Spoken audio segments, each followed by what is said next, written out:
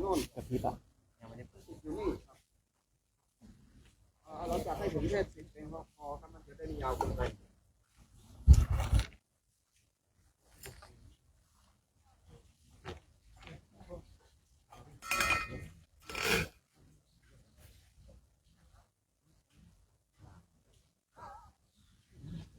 เป็นหลัก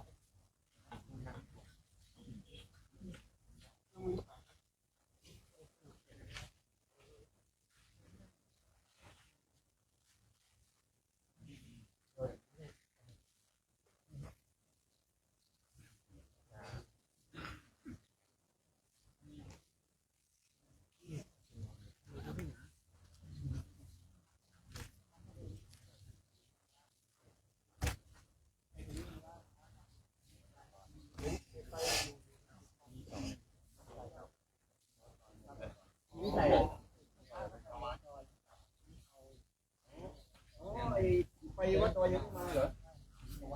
เอายังไม่มาเอาเนนมาใส่รอยเบ้าไว้แล้วกันกันสีแถวพอ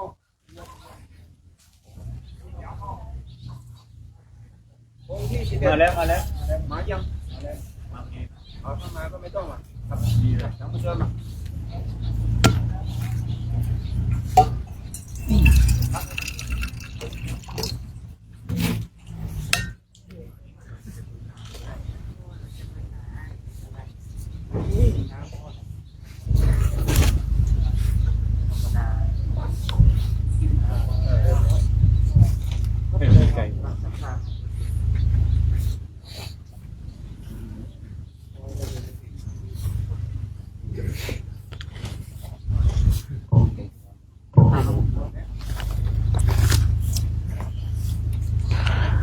วันนี้เราก็ได้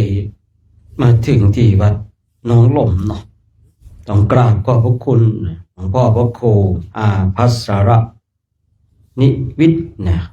ซึ่งหลวงพ่อเองก็เป็นเจ้าวาดอยู่วัดหนองหล่มนี้เนาะต้องกราบขอบพระคุณพระเดชพระคุณหลวงพ่อเนาะแล้วก็ขออนุโมทนากับคุณเฉลิมศรีจันทร์นะรองนายกเทศมนตรีตำบลเจดีย์หลวงเป็นไวยาวัจกรวัดหนองลมแล้วก็คุณโยมมิ่งขวัญสมใจเนาะพ่อหลวงหมู่ที่4นะซึ่งเราได้มาพักที่นี่ก็ได้รับความอนุเคราะห์นะสงเคราะห์จากหลวงพ่อแล้วก็ได้รับความอนุเคราะห์จากนักศรัทธาญาติโยมผู้เป็นไวยาวัจกรวัดก็ดีนะผู้ที่เป็นพ่อหลวงก็ดีนะช่วยประสานงานช่วยประชาสัมพันธ์ติดต่อข้อมูลทั้งหลายให้คนทั้งหลายได้รับรู้รับทราบในเรื่องของงานบุญงานกุศลคณะพระภิกษุสงฆ์ในโครงการจาริกธรรมตามรอยบาทพระศาสดานี่ปีที่แล้วก็ได้มาพักที่นี่ปีนี้ก็มีโอกาสที่ได้มาพักที่นี่อีก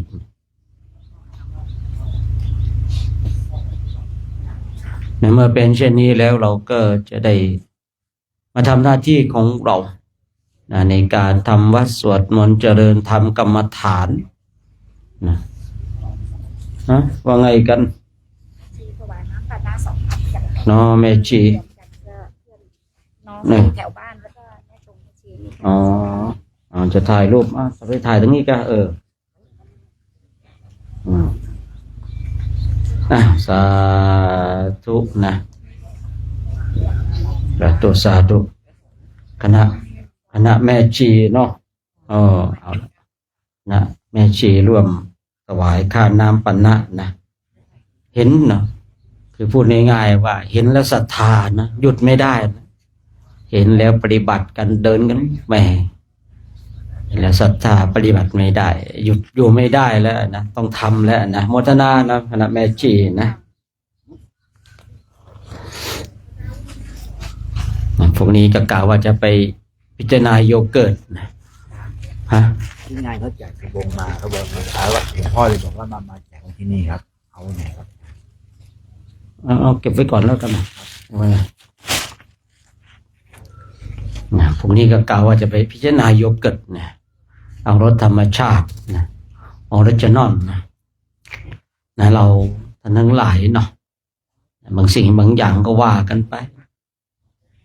ปฏิบัติทำกรรมฐานกันก็ต้องมีกำลังทางกายเนาะถ้าไม่มีกำลังทางกายเนี่ยไปต่อไม่ได้นะเพราะว่าดูตัวอย่างว่าโพธิสัตว์ของเราในเขาเป็นเจ้าชายสิทธัตถะเนาะนะบำเพ็ญเพียรอย่างอุกฤษเลยนะแต่ก็ไม่ได้บรรลุธรรมนะเพราะว่าไม่ใช่แนวทางไม่ใช่หนทาง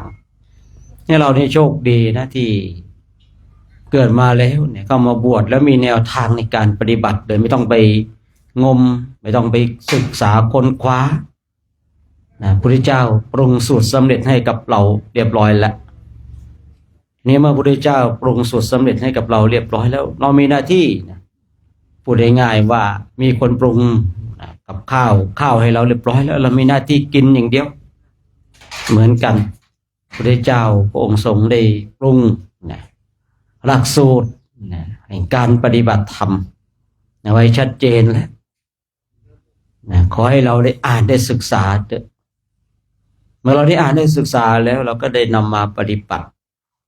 อยู่แล้วบางคนเนี่ยสุตตะมากแต่ฮะเอานะเอายอมขัดจังหวะนะสาธุ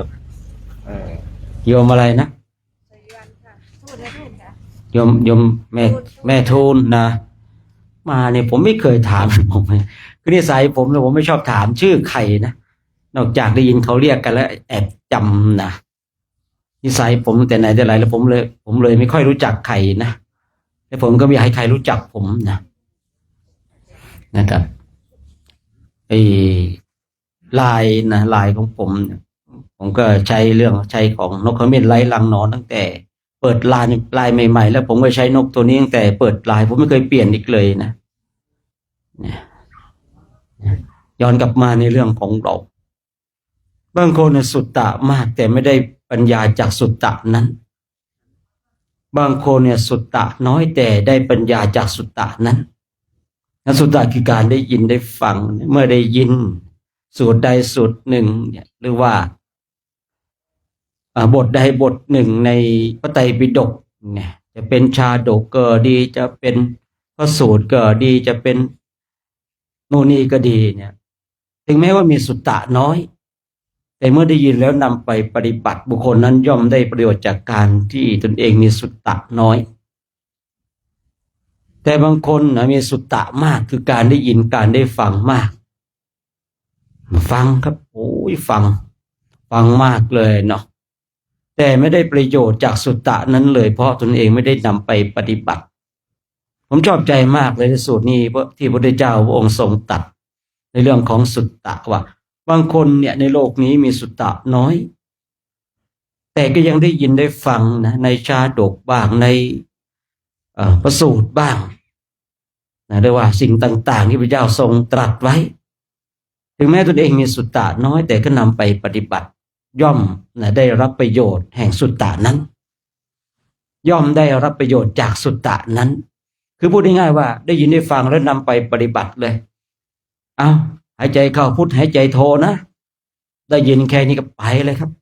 ไม่สนใจไม่ต้องอะไรได้ยินได้สุตตะน้อยเนี่ยต่างหน้าต่างตาภาคเปลี่ยนพยายาม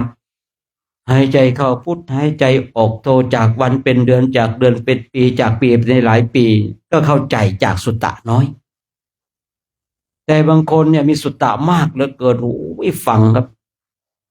นะเข้าช่องนั้นฟังช่องนี้ออกช่องนั้นอาจารย์รูปนั้นอาจารย์ท่านนี้ฟังบางทีเทศเก่งกว่าพระอีกนะแต่ลืมดูตัวเองแต่ลืมนำไปปฏิบัตินะมีสุตตะมากแต่ไม่เกิดประโยชน์เลยคือเป็นผู้ที่มีสุตตะมากแต่ไม่ได้รับผลจากสุตตะนั้นเลยได้ยินได้ฟังมากเหลือเกินนะได้ยินได้ฟังครูบาอาจารย์เทศนะรู้หมดแล้วครับนะบางทีนะเทศเก่งกว่าพระอีกนะบางทีโอ้ยไม่ต้องเทศหรอกท่านเอ้ยโยมรู้หมดแล้วว่านะอะไรกับพวกนี้บางทีเราคุยเรื่องสตินะวันพระนี่มันต้องคุยลึกกว่านี้ว่านะ บางทีซ้อนเราอีกนะบางทีตนเองเนี่ยมีสุตตะมากนะมีการได้ยินได้ฟังมีการอ่านมากแต่ว่าไม่ได้ประโยชน์จากสุตตะนั้นเลยเนี่ยคือเจตนาของพระพุทธเจ้าที่ให้เรามีสุตตะคือการได้ยินการได้ฟังเนี่ยเพื่อให้ได้นำไปปฏิบัตินะเราจะฟังมากฟังน้อยแต่ขอให้เราได้นำไปปฏิบัตินะเมื่อเราได้นำไปปฏิบัติแล้วเนี่ยผลก็จะเกิดขึ้นแต่ถ้าว่าเราเนี่ยเป็นผู้ที่ฟังมากรู้มากนะเมื่อปีพ.ศ. 2568 2500ไม่ใช่2548เป็นปีนี้68เนาะ2548ประมาณเนี้ยเดินจาริกไปเจอในสำนักสิ่งที่เขาเขียนแบบเขาใช้คำว่ามันน่าจะถูกบล็อกกับผมคุยเมื่อวานคุยกออูนะมันน่าจะบล็อกผมมันน่าจะปิดกั้นได้ AI นะมันเก่งจริงนะเมื่อวานก่อนผมคุยกออูนะมออึงอนะอันนี้เรียงได้นะมันจับไม่ได้นะ AI มันถึงจะเก่งนะแต่ถ้าเราคุยอย่างนี้มันจับไม่ได้นะผมคุยนะเขาเขียนที่หน้าสำนักเลยนะว่ากออูรู้หมดแต่อดไม่ได้คือรู้ทุกอย่างแต่อดไม่ได้เลยรู้นะความโลภความโกรธความหลงไม่ดีแต่ก็โลภโกรธหลงอยู่นั่นนะรู้นะกิเลสทั้งหลายมีเครื่องเผาทำให้เราร้อนรู้นะแต่มันก็ปล่อยให้กิเลสทั้งหลายเผาปล่อยให้กิเลสมันเผาตัวเองให้จนรุ่มร้อนว่ารู้หมดแต่อดไม่ได้ฉะนั้นเราท่านทั้งหลายเนี่ยมีสุตตะและมีสุตตะมีในการได้ยินได้ฟังได้ศึกษาพระไตรปิฎกก็ดีได้ศึกษาสูตรนั้นสูตรนี้ก็ดีเพราะว่าผมสังเกตดูแล้วเราก็เป็นนักศึกษากันจากลักษณะการพูดต่างๆดูแล้วส่วนมากเราก็จะเป็นแบบคนท่องจำลักษณะเป็นการท่องจำแต่ไม่ได้นำไปปฏิบัติแต่ก็มีบางรูปนะที่ได้นำไปปฏิบัติแต่เท่าที่สังเกตเห็นอาการในการพูดเป็นลักษณะเพื่อการท่องจำเพื่อพูดไม่ใช่ลักษณะของการท่องจำแล้วนำไปปฏิบัติคือคนเราเนี่ยท่องจำนะครับท่องจำเนี่ยใช่เกิดจากการท่องจำแต่มันจะมีลักษณะของคนเราท่องจำเพื่อนำไปพูดกับคนท่องจำเพื่อที่นำไปปฏิบัติมาดูไม่ยากครับท่านทั้งหลายจริงผมกลับมาศึกษาในภาษากายของคนผมชัดเจนเลยครับชัดเจนเลยชัดเจนของคนบางทีนั่งกระดิกมือรู้เลยครับมีความคิดอะไรภาษากายมันออกหมดท่านทั้งหลายคนนั่งนิ่งๆคิ้วคุณขยักยึกเนี่ยภาษากายมันมีนะครับคุณนั่งนิ่งๆคุณอย่าปากภาษากายมันบอกเลยว่าคุณคิดอะไรภาษากายมันแน่นอนครับผมศึกษาเรียนภาษากายมาแต่ผมเลยบางทีก็คือไม่ให้เขาจับได้เพราะว่าคนศึกษาภาษากายเนี่ยเขาจะดูออกดูออกเนี่ยผมมาศึกษาในเรื่องภาษากายกิริการแสดงอาการของกายออกมาบ่งบอกว่าบุคคลนั้นกำลังเป็นอะไรผมจึงรู้ว่าใครโกหกใครไม่โกหกนะครับใครกำลังเสแสร้งใครไม่เสแสร้งนะภาษากายมันออกโดยที่มันแสดงโดยที่เราไม่รู้ตัวท่านทั้งหลายผมเลยว่าบางคนเนี่ยท่องจำเพื่อที่จะนำไปพูดจะเหมือนกับคำว่าสุตตะมีสุตตะมากแต่ไม่ได้นำไปปฏิบัติเลยไม่ได้เกิดประโยชน์ถ้าหวังประโยชน์จากส่วนตัวนะแต่ถ้าหวังประโยชน์ในส่วนรวมยังได้อยู่นะเพราะอะไรการที่เราท่องจำแล้วไปพูดเนี่ยคือเราไม่ได้ชิมรสเราจึงไม่เข้าใจแต่คนอื่นเมื่อได้ยินเขาก็สามารถที่จะนำไปปฏิบัติได้แต่ประโยชน์ส่วนตัวเนี่ยไม่ได้แต่ประโยชน์ส่วนรวมได้ถ้าเราท่องจำแล้วเพื่อนำไปพูดนะคือคนที่ท่องจำแล้วนำไปพูดเนี่ยการพูดของเขาแล้ววรรคของเขาเนี่ย นะครับ มันจะลงวรรคนะแต่ถ้าว่าจำเพื่อนำไปปฏิบัติเนี่ยบางทีเนี่ยมันจะมีลักษณะอยู่นะครับ ลักษณะอยู่ว่าอ๋อเนี่ยคืออ่านแล้วเนี่ยนำไปปฏิบัติแต่ถ้าลงวรรคอย่างนี้ลักษณะเช่นนี้อันนี้ท่องจำเพื่อที่จะนำไปพูดการที่เราต้องจำเพื่อนำไปพูดเนี่ยประโยชน์ส่วนรวมได้นะท่านทั้งหลายคือคนทั้งหลายเนี่ยได้ยินได้ฟังแล้วอาจจะดีจังเลยแม่หลวงพี่หลวงพ่อหลวงปู่เทศดีจังเลยจำได้ปีแล้วมันขี้ใส่หัวพระอยู่นะ จำได้อยู่อีกได้แล้วนี่ไงมาเริ่มมาแล้วนะ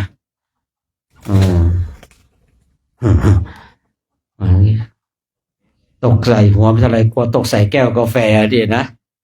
ตกใส่แก้วกาแฟแล้วแม่กาแฟนี้อร่อยจังนั่นไงว่าแล้วนะโอ้ตกกระจายเลยนะขึ้นไปแล้วขึ้นโอเคจริงๆนะเนี่ยนะเดี๋ยวเรา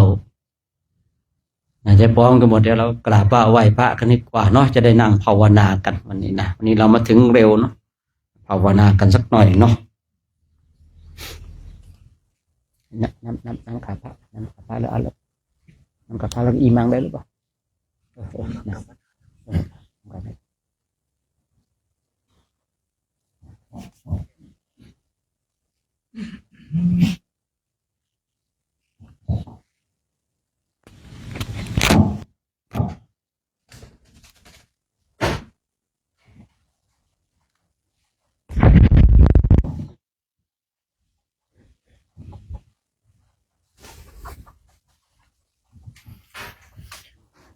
หันธรรมยังพุทธัสสะภะคะวะโตปุพพาคณมการังกะโรมาเส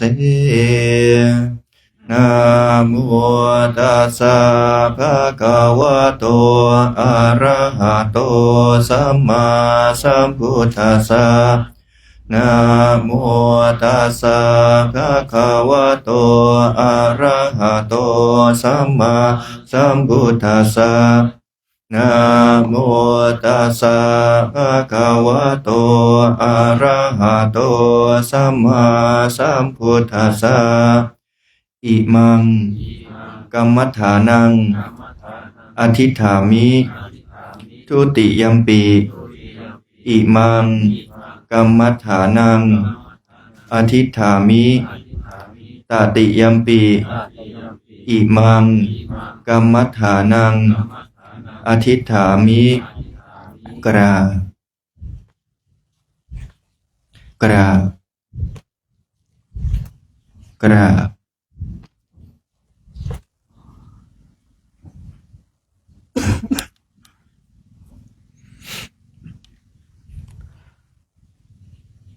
เดี๋ยวเรามานั่งภาวนากันสักระยะหนึ่งนะเพราะวันนี้เราเดินไม่ไกลเลยนั่งภาวนาก่อนนะวันนี้เดินสบายๆไม่ได้เดินไกลมากมายแล้วก็ร่างกายของเราก็โอเคแล้วนะสำหรับการก้าวย่างไปข้างหน้าเพื่อสู่เส้นชัยแห่งความภาคภูมิใจช่วงนี้เราก็มานั่งมาเพียรภาวนาญาติโยมอยู่ที่บ้านก็ชมไลฟ์สดอยู่ก็นั่งภาวนากับพระก็ได้เนาะทำกายของเราให้ตั้งมั่นนะทำใจของเราให้ตั้งมั่นนะมีสัญญาแห่งธรรมในข้อใดข้อหนึ่งก็พึงพิจารณาในธรรมนั้นแต่ช่วงเย็นๆอยากจะให้จิตของเราสงบนะให้จิตของเราเข้าสู่สมาธิถ้าเรามีคำวงบริกรรมจิตแนบแน่นกับคำวงบริกรรมเนี่ยเสียงของผมนี่ไม่สามารถที่จะไปทำอะไรได้นะนอกจากเราขาดสตินั้นแต่ฉะนั้นขึ้นอยู่กับตัวของเราเองว่าจะฟังเสียงผมหรือไม่ฟังก็ได้นะขอใช้เสียงเนี่ยเพื่อเป็นเครื่องสกัดกั้นว่าเมื่อใดก็ตามที่จิตเนี่ยของเรามันชัดเจนในเสียงของผมหรือว่ามาจับในเสียง คือถ้าจับในเสียงก็สามารถที่เกิดสมาธิได้แต่ทางนี้ทางนั้นอยากให้เราเนี่ยชัดเจนในคำวงบริกรรมของเรามากกว่าพอจิตของเราหลุดจากคำบริกรรมปุ๊บได้ยินเสียงปุ๊บเนี่ยเราก็พอเรารู้ว่าเราเผลอสติแล้วก็กลับไปอยู่กับคำวงบริกรรมต่อเสียงทั้งหลายเนี่ยเราอยากจะได้ยินหรือไม่ได้ยินก็ได้ในขณะที่เรามาเป็นเพียรภาวนานะแต่ถ้าในอิริยาบถอื่นๆเนี่ยเช่นเวลาที่เราเดินเรานั่งพูดคุยเนี่ยมันอีกอย่างหนึ่งสำหรับเสียงแต่ในขณะที่จิตของเราเนี่ยในขณะที่เรานั่งภาวนาเนี่ยเสียงเราจะฟังก็ได้ไม่ฟังก็ได้ขึ้นอยู่กับตัวของเราเองแต่ตรงจุดนี้ขึ้นอยู่กับการชำนาญในการฝึกจิตของบุคคลนั้นๆแต่เสียงนั้นก็สามารถยังให้เกิดสมาธิได้แต่เราเนี่ยจะต้องใช้คำวงบริกรรมเนี่ยเพื่อให้เกิดสมาธิในช่วงเย็นๆแบบนี้จิตของเราเข้าสมาธิได้จิตของเราจะมีกำลังสังเกตดูได้นะผลในการฝึกฝนเนี่ยถ้าเราเดินมาแล้วกำหนดจิตของเราไม่เผลอจิตของเราไม่ไปรับภาษามากจนเกินไปใช้คำว่ามากจนเกินไปในช่วงเย็นๆจิตของเราจะสงบได้ง่ายแต่ถ้าจิตของเราเนี่ยเผลอไปรับภาษามากเหลือเกินใช้คำว่ามากเหลือเกินคือมันเจออะไรมันก็เอาหมดเจออะไรมันก็รับมาหมดไม่ได้มีสติสัมปชัญญะเห็นเนี่ยสักแต่ว่าเสียงได้ยินก็สักแต่ว่าได้ยินเลยเนี่ยไม่ได้กินสักแต่ว่าได้กินเลยคือเห็นปุ๊บก็มาเลยภาษามาปรุงแต่งเนี่ยรับมาเต็มไม่ว่าจะทางตาทางหูทางจมูกโดยส่วนมากเนี่ยเราเดินมาเราก็จะรับลักษณะเช่นนี้ตานี่ก็จะเจอเยอะหน่อยหูก็เหมือนกันลองลงมาส่วนจมูกนี่ก็อาจจะไม่มากเท่าไหร่แต่เราได้ยินโน่นเมื่อตอนกลางวันโน่นเห็นเมื่อตอนกลางวันโน่นบางทีมันเข้ามาในปรุงแต่งในจิตของเราได้เพราะอะไรเพราะการขาดสตินั่นเองถ้าเราเดินมากำหนดมาแล้วเนี่ยจิตของเราไม่ได้พังเผลอไม่ได้รับภาษามากมันจะส่งผลในช่วงพักเย็นแบบเนี้ยเราจะภาวนาแล้วจิตของเราจะสงบได้เร็ว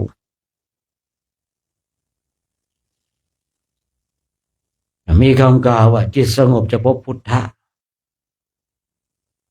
ถ้าจิตของเราสงบเมื่อไรเราก็จะพบพุทธะที่เรารู้กันนะพุทธะคือผู้รู้ผู้ตื่นผู้เบิกบานแต่ทั้งนี้ทั้งนั้นเราต้องมาดูก่อนว่าในเวลานี้จิตของเราสงบไหมคือในวันที่เราสงบเราต้องย้อนกลับไปดูเพื่อศึกษาในจิตของเราเองว่าเหตุอันใดที่ยังจิตของเราสงบในวันนี้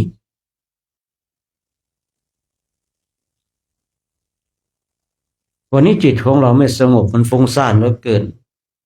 เหตุอันใดหนอที่ยังจิตของเราฟุ้งซ่านในบางทีเราการศึกษาจิตของตนเองเนี่ยมันต้องรู้ลักษณะเช่นนี้เราจึงจะเท่าทันผมเองที่ผมเข้าใจไม่ใช่อะไรหรอกนะไอ้ตอนมันเป็นเพียรภาวนาเนี่ยนั่งแบบนู้จิตมันมีสมาธิดีสมัยก่อนนะจิตแนบแน่นผมเองในสมัยก่อนเนี่ยวันหนึ่งผมจะต้องมีความสุขกับสมาธิจิต1 ครั้งวันละ1 ครั้งนั่นแล้วแต่ว่าจะช่วงไหนคือในขณะที่เรานั่งบำเพ็ญเพียรภาวนาเนี่ยจิตมันนิ่งจิตมันดีจิตมันสงบแต่เวลาที่เราหลุดจากการภาวนาแล้วเนี่ยนี่อันนี้ตัวผมนะผมชอบคุยชอบไปแย่เพื่อนนั่งโรงน้ำปะนะก็คุยให้เพื่อนแบบแย่เพื่อนคุยกันเนาะเห็นเพื่อนประพฤติพรหมจรรย์นั่งกันไม่มีเรื่องคุยผมก็แย่ให้คุยกันเรารู้นี่ว่ารูปนั้นเขาชอบอะไรแล้วก็แย่เรื่องนั้นให้เขาคุย บางรูปเนี่ยชอบเรื่องปืนเราก็คุยเรื่องปืนบางรูปชอบเรื่องรถผมก็คุยเรื่องรถคือพูดง่ายๆว่าคือตอนนั้นเราไม่รู้นะว่ามันจะมีกรรมวิบากด้วยความที่เราสนุกนะแต่เราก็ปฏิบัติแต่ก็ปฏิบัตินะตอนปฏิบัตินี่ดีมากเลยนะแต่หลุดจากการปฏิบัติไปแล้วเนี่ยเราก็เล่นแย่เพื่อนพูดคุยหลายๆสิ่งหลายๆอย่างไหนตอนปฏิบัติดีนะครับพอเวลาไม่ปฏิบัติจิตมันหลุดพอจิตมันหลุดนะพอได้เวลาช่วงของการปฏิบัติมันรู้สึกมันไม่ต่อเนื่องเลยนะแต่ก่อนจะรู้สึกได้มันใช้ระยะเวลานานเป็นอยู่อย่างนี้อยู่นานนะว่าอยู่ในวงจรแห่งสงบฟุ้งซ่านนะคือช่วงเรานั่งในยังจิตตนเองให้สงบดีแนบแน่นแต่เวลาที่เราแผ่เมตตาแล้วเราก็ปล่อยจิตปล่อยใจของเราไปหล่องลอยพูดคุยซ้อนเซเฮฮาสมัยก่อนผมไม่ได้เป็นคนแบบไม่ชอบพูดไม่ชอบคุยกับใครนะผมก็เลยเข้าใจบางทีบางรูปบางองค์มีปฏิปทาที่ไม่พูดไม่คุยนะผมก็รู้ไม่ใช่โกรธไม่ใช่เกลียดไม่ใช่แค้นไม่ใช่อาฆาตอาการนิ่งของคนบางคนคือเนี่ยเขาไม่อยากจะปล่อยจิตหลุดออกจากกรรมฐานของตนเองมีนะครับท่านทั้งหลายมีเหมือนกันคนนี้ฝึกฝนอบรมไปมันรู้สึกมันไม่ก้าวหน้ามันวนอยู่ในวงจรสงบฟุ้งซ่านสงบในเวลานั่งภาวนามันก็สงบ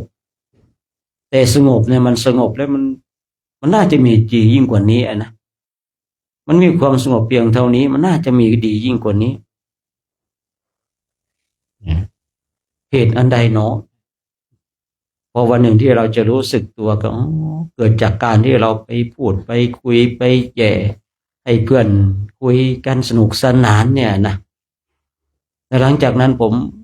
ก็เลยเราหยุดนะพอหยุดปุ๊บจิตคันนี้มันแนบแน่นไอตอนภาวนามันก็ดีนะหลุดจากการภาวนาไปแล้วมันก็ดีอีกคือจิตของเราไม่ได้ไปหลุดไปแย่เพื่อนให้เพื่อนคุยให้เพื่อนฟุ้งซ่านนี่รู้ทางแล้วแน่นแล้วจิต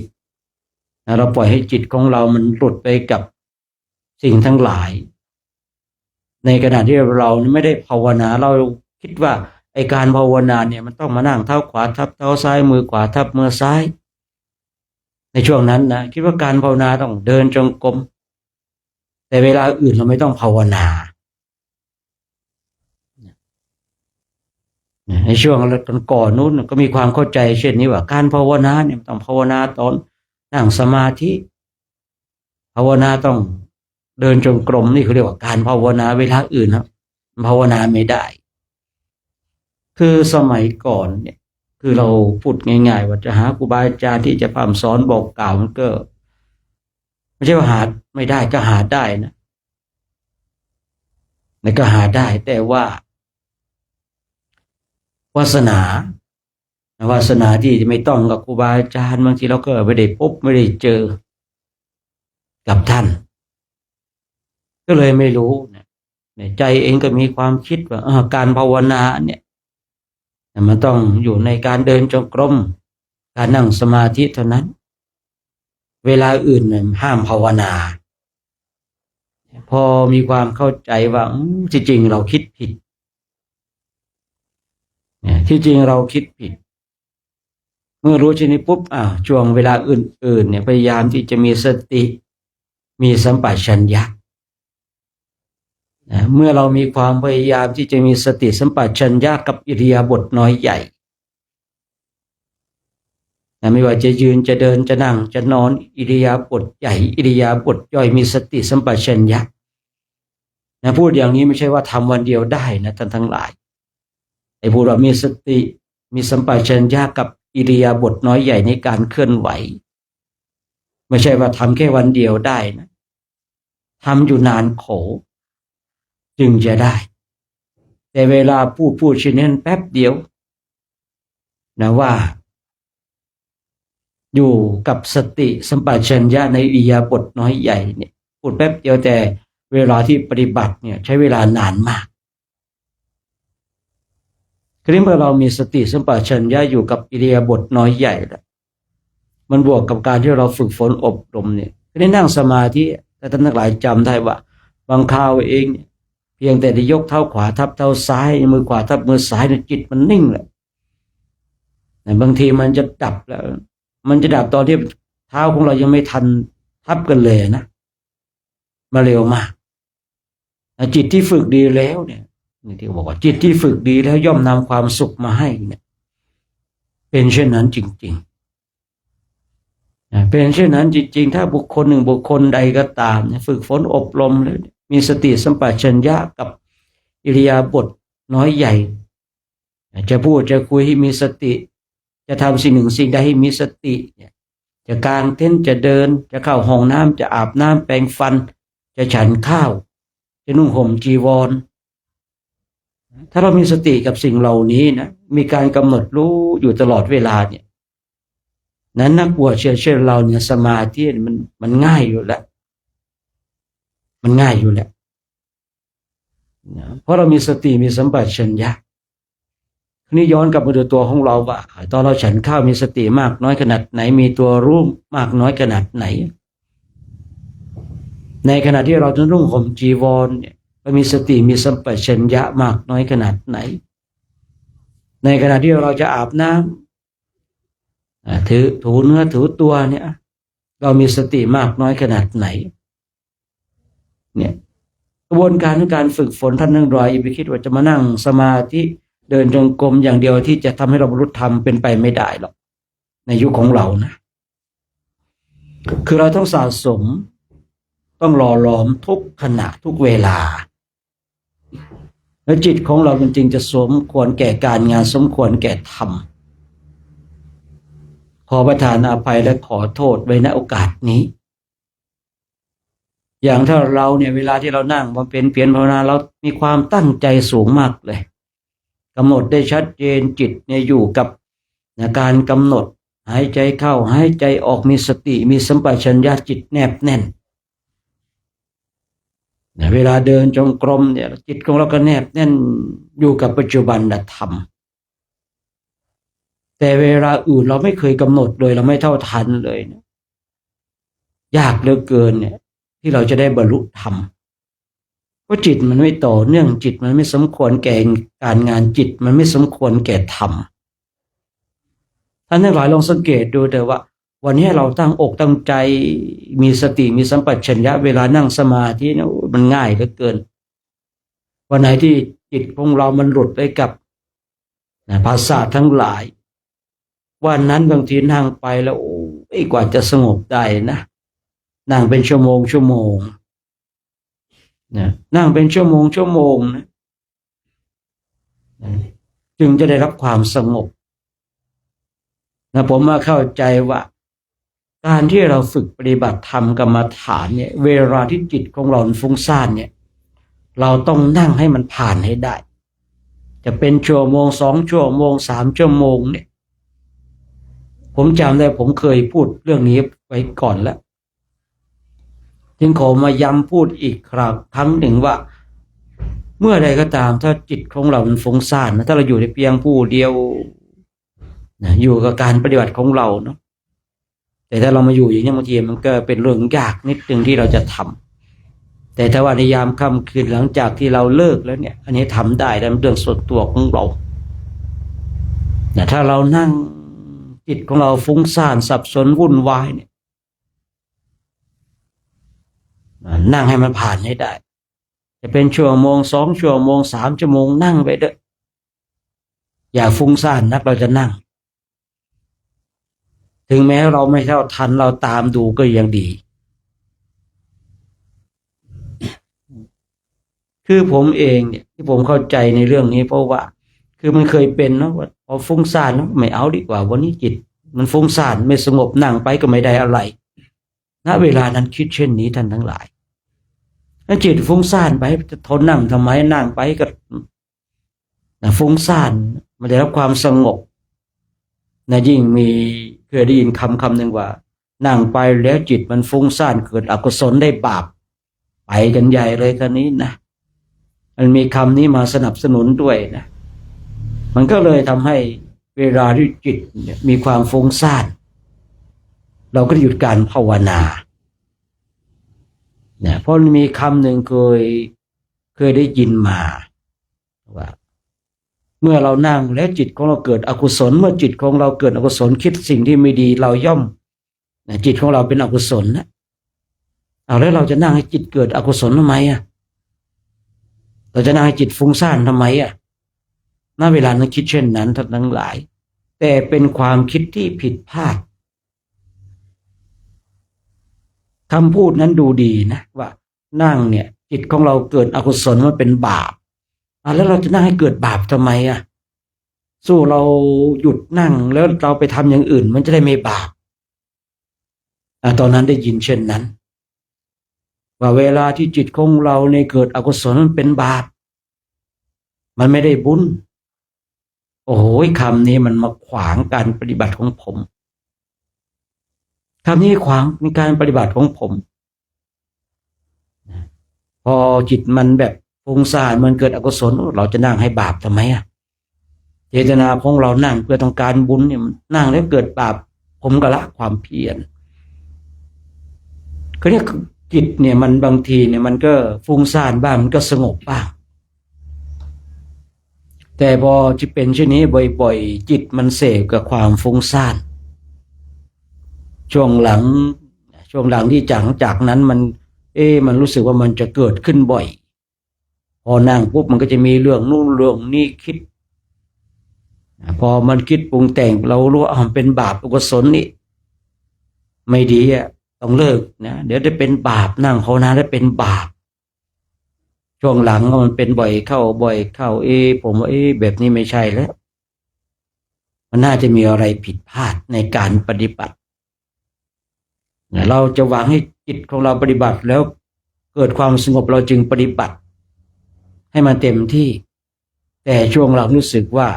จิตของเราไม่สงบเลยจิตของเรามันมีแต่อกุศลขึ้นมาแล้วทำให้เราละความเพียรผมก็เลยแบบนี้ไม่ถูกต้องแล้วมันต้องผิดพลาดอย่างแน่นอนไอ้คำพูดที่ว่านั่งไปกับบาปเนี่ยมันน่าจะเป็นเครื่องขวางกั้นเราอย่างแน่นอนทีนี้เองผมก็ต้องต่อสู้คือการต่อสู้ตรงจุดเนี้ยว่าสู้จนเข้าใจว่าเราต้องนั่งให้ผ่านเวลาใดก็ตามที่จิตของเราฟุ้งซ่านเราต้องนั่งให้ผ่านความฟุ้งซ่านไปว่าผมที่จะแบบเอาชนะและเรียนรู้และเท่าทันมันได้ไม่ใช่ว่าวันสองวันนะท่านทั้งหลายเวลามันเกิดเนี่ยมันเกิดไม่นานแต่เวลาที่เราจะมาสะสางนี่โอ้โหใช้เวลานานเหลือเกินเนี่ยทีนี้ที่ผมบอกว่าเมื่อเราดับไม่ได้เราก็ตามดูมันไปผมเคยเป็นคนเลี้ยงวัวเลี้ยงควายเราเลี้ยงวัวเลี้ยงควายเนี่ยเราก็ตามดูมันอย่างเดียวไอ้ตัวไหนไปทางไหนก็ตามดูมันอยู่อย่างนั้นมีหน้าที่ตามเพราะจิตของเราไม่มีกำลังที่จะไปกำราบหรือว่าทำลายให้มันดับเมื่อเราดับไม่ได้เราก็ตามไปตามไปผมเอาการเลี้ยงวัวของผมเนี่ยมาเป็นการสอนจิตของผมเองคือชีวิตประจำวันของเราที่เราได้ทำสิ่งต่างๆเนี่ยมันสามารถเป็นการสอนจิตให้เราได้เหมือนกันนะผมเป็นเด็กเลี้ยงวัวเนี่ยเลี้ยงไปตามไปงัวไปตรงนู้นไปตรงนี้พอตกเย็นเรามีหน้าที่ต้อนมันกลับแม้บางทีบางวันไม่ต้องต้อนมันกลับเลยนะแต่โดยส่วนมากเนี่ยวัวเนี่ยพอมันตกเย็นปุ๊บมันจะหันหน้ากลับเข้าคอกปกติของวัวปกติของวัวแต่ก็มีบางคราวที่เราเห็นว่า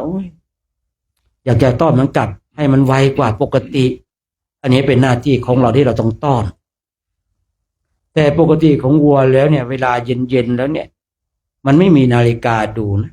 แต่มันรู้เวลากลับของมันพอได้เวลาปุ๊บมันก็กลับเข้ามาคอกเราก็มีหน้าที่ นะเอาไม้เนี่ยมาปิดมาบังกันวัวออก ผมเองเอาเรื่องการเลี้ยงวัวของผมเนี่ยนะครับบอกว่าในเมื่อเราทำลายมันไม่ได้เราก็ปล่อยมันไปเถอะปล่อยไปเป็นชั่วโมง2 ชั่วโมงพอมันหมดกำลังมันกลับมาเหมือนวัวเลยท่านทั้งหลายนะมันกลับมาพอกลับมาปุ๊บมันถูกขัง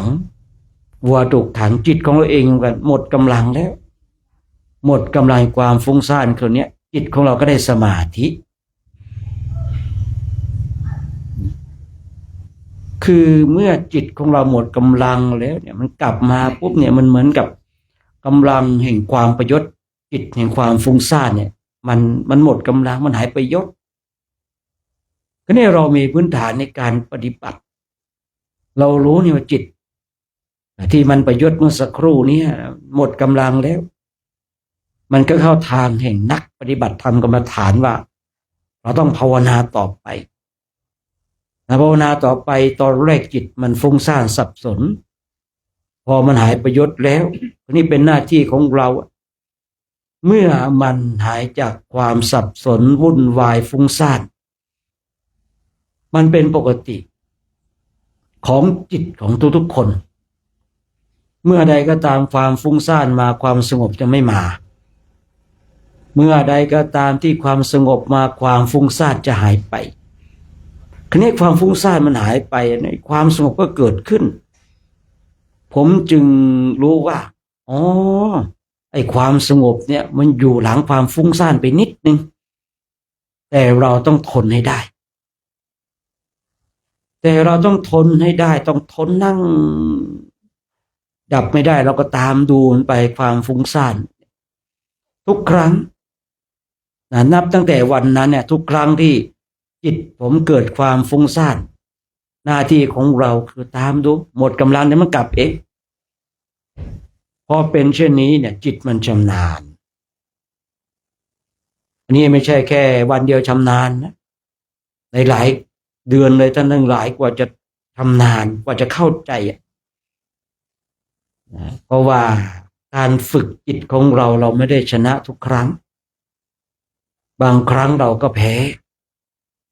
บางครั้งเราก็ชนะในการฝึกจิตของปุถุชนคนทั่วไปเนี่ยสมัยก่อนผมเห็นความพ่ายแพ้ของจิตความชนะของจิตเมื่อเรานั่งดูจิตเราจึงเห็นไงอันนี้ชำนาญขึ้นมาอีกมันชำนาญเข้ามาอีกนี่เรานั่งดูจิตของเราจึงเห็นความพ่ายแพ้ของจิตที่มันพ่ายแพ้ต่อกิเลสทั้งหลายมันเห็นความชนะของจิตที่มันชนะกิเลสทั้งหลายมันเห็นทั้งหลายไอ้การที่เราเนี่ยนั่งดูจิตของเราเนี่ยผมบอกว่าภาษาแรกผมเห็นแล้วว่าจิตผมเนี่ยเกิดขึ้นตั้งอยู่ดับไปที่ผมเคยนะว่าถามอาจารย์บอกถ้าเห็นเช่นนี้เป็นพระอรหันต์แล้วผมก็รู้ว่ามันไม่ใช่แต่ครูอาจารย์เขาบอกนะเราก็รับฟังแต่เราไม่เชื่อเพราะเรารู้เนี่ยว่าเราเห็นจิตของเราเนี่ยเกิดขึ้นตั้งอยู่ดับไปแต่เรายังไม่ได้เป็นพระอรหันต์ถ้าเป็นคนอื่นเขาคงจะหลงกับคำพูดที่ว่าแบบนี้ก็เป็นพระอรหันต์แล้วแต่สำหรับผมเองเนี่ยผมมาพิจารณาโดยแยบคายแล้วก็เห็นจริงผมเห็นจิตของตนเองเกิดขึ้นตั้งอยู่ดับไปชำนาญในการเห็นสิ่งเหล่านี้นะในภาษาหนึ่งแต่มันไม่ได้เห็นนานมากมายเพียงแต่เรารู้แล้วเราได้ยินได้ฟังคำว่าแต่เห็นแบบนี้ก็เป็นพระอรหันต์เนี่ยมันไม่ใช่นะในจิตของผมไม่ใช่ในการที่เรามานั่งดูจิตดูใจมันก็จะเห็นจิตใจของเราเป็นเช่นไรมันจะไปยากอะไรเห็นจิตเกิดขึ้นตั้งอยู่ดับไปถ้าเราเปลี่ยนเพ่งดูที่จิตของเรามันไม่ใช่เรื่องยากและก็มันยังไม่ได้เป็นพระอรหันต์ด้วย